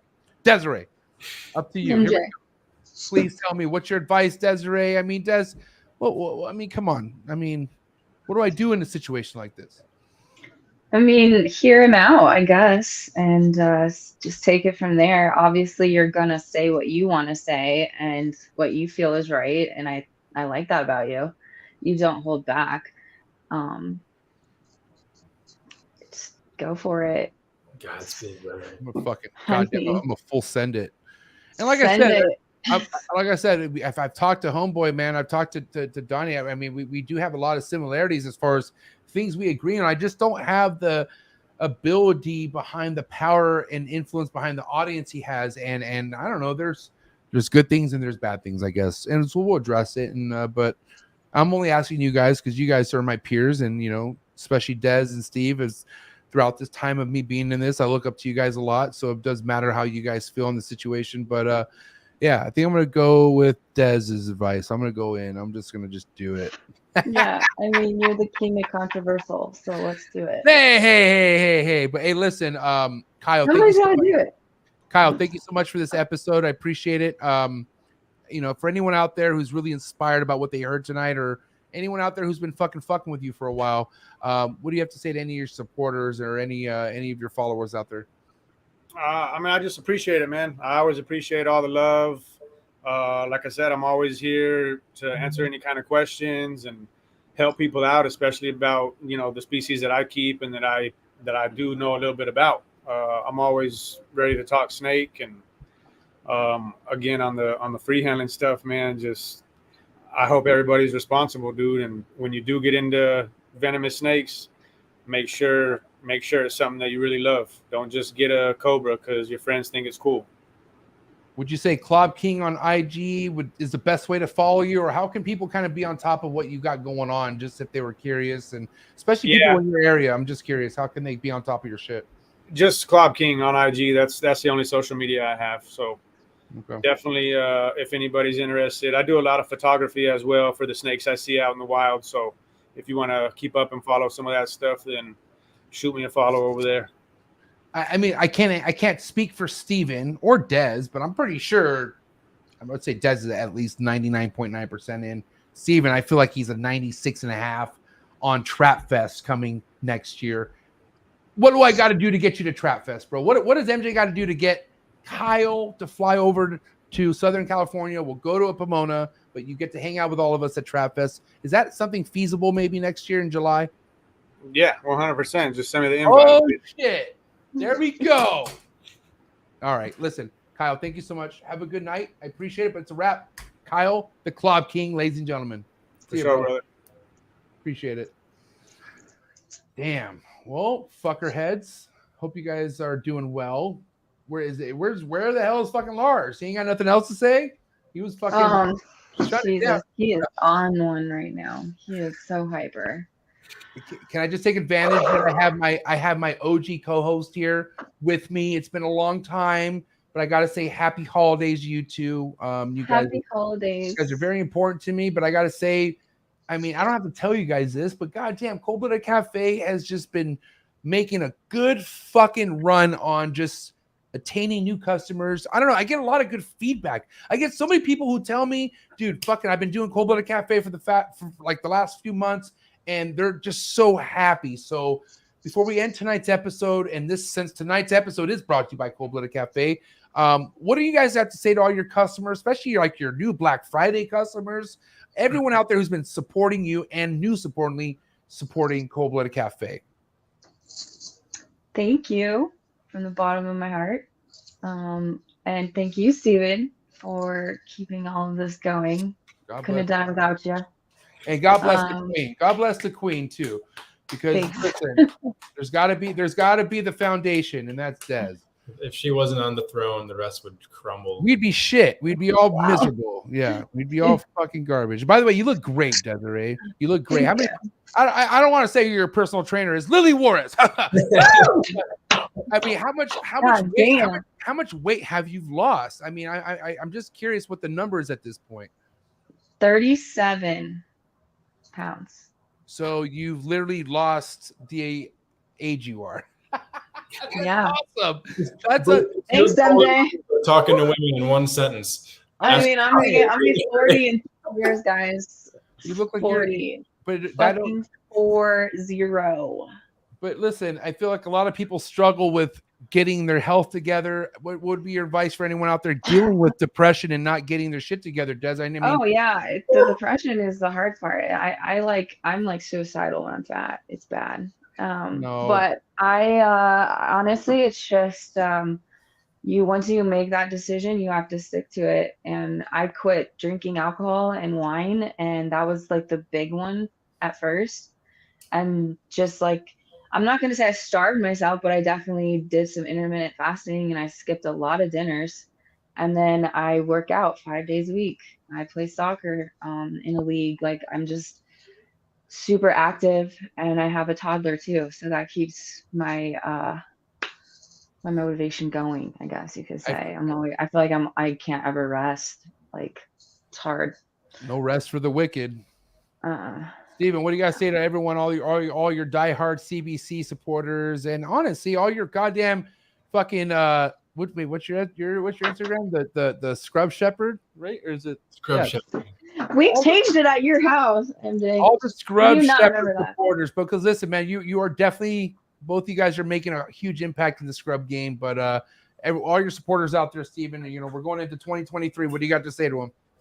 No, I mean, it's the lifeblood of what we do, especially on the Cold Blooded Cafe side. Without our customer base, we're nothing. So we have definitely a lot to be very, very grateful for right now. Great customers. We're very lucky to where, many of our customers are long-term repeat customers that come back to us over and over again. We're very grateful for our team. We have probably right now what I would say is the best team we've ever had at Cold Blooded Cafe. Wait, is Amanda still in the squad? She's the nanny. Yeah, go Amanda. She's real deal Holyfield right there. She's she's a lot. Now, okay, God bless her. any tips on orders being placed throughout the week for anyone out there who is like on a time crunch and needs to order? Because that's another thing too. Some people don't understand. It depends what day of the week they order. So I'm just curious if there's any advice out there for anyone out there who really needs the order. What day of the week should they order? So, Sunday. well, I mean, and that's, the real thing is, if you need an order for that coming week, you should be proactive and place it before Monday. We only ship Mondays and Tuesdays because if orders get held over the weekend at UPS, the dry ice doesn't just pause for the weekend. My ice was so all gone, Steven, okay? Gone. Yeah, I mean, there was no water left from the dry ice. It was never there in the first place. But with that said, we have a function on our website where you can figure out your transit time from us. The 3-day orders need to be placed by 2 p.m. Eastern time on Monday for same week shipping. Our 2 and 1 day transit orders need to be placed by 2 p.m. Eastern time on Tuesday for same week shipping. And then through the holidays, right now we have a more limited shipping schedule based on closures in UPS. So right now, if you are in that 3-day transit, we are unable to ship your orders until after the new year. But still, this week we shipped normal this week. Next week we will only be doing this 2 and 1 day transit orders. Same with the following week. So the holiday times are always a bit challenging as far as that goes. And the weather. Yeah, the weather patterns can definitely mess it up big time too. Be proactive and don't order your rodents once you're out. Stay on top of your freezer because if we might be out of stock on a size, it doesn't happen all that often, but we have delays in shipping that cause orders to go bad and they will need to be reshipped, etc., which would then just delay you even further from getting your rodents. And, especially if other suppliers are low on stock or a local source is more expensive, we know that, sometimes you're fighting the clock with getting your rodent order. So, be proactive. We have our customer service line that is is monitored by the one and only Desiree. So if you have questions that need to be, I'm not trying to inundate her with customer service requests, but we are here to help you if you need I it. literally took a phone call the other day. That was a mistake. The grind don't stop. Jesus. So, Yeah. Fucking Lars. What was it? What was your last Bob Smith email? That's all I gotta say. I feel like we have one right now, but I can't tell if they're legit or not. Are they signing Bob Smith though? Or are they?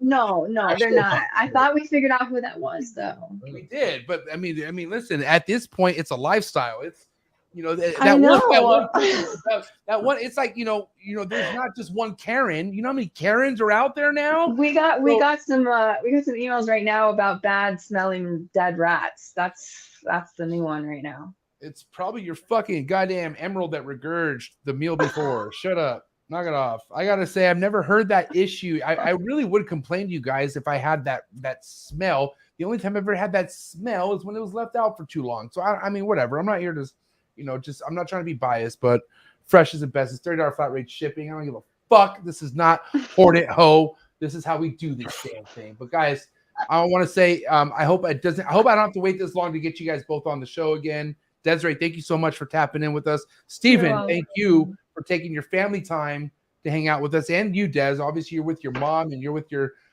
son, Lars. And it was really a good treat to see Lars. But guys, make sure hit that subscribe button for us. Be ready for next episode. And I love Steven and Desiree so much. You guys are awesome. Thank you, Kyle. Thank you, Kyle Vargas. And guys, Erpers out there, happy holidays. Merry Christmas. We don't talk to you. Have a good night, everyone. Night.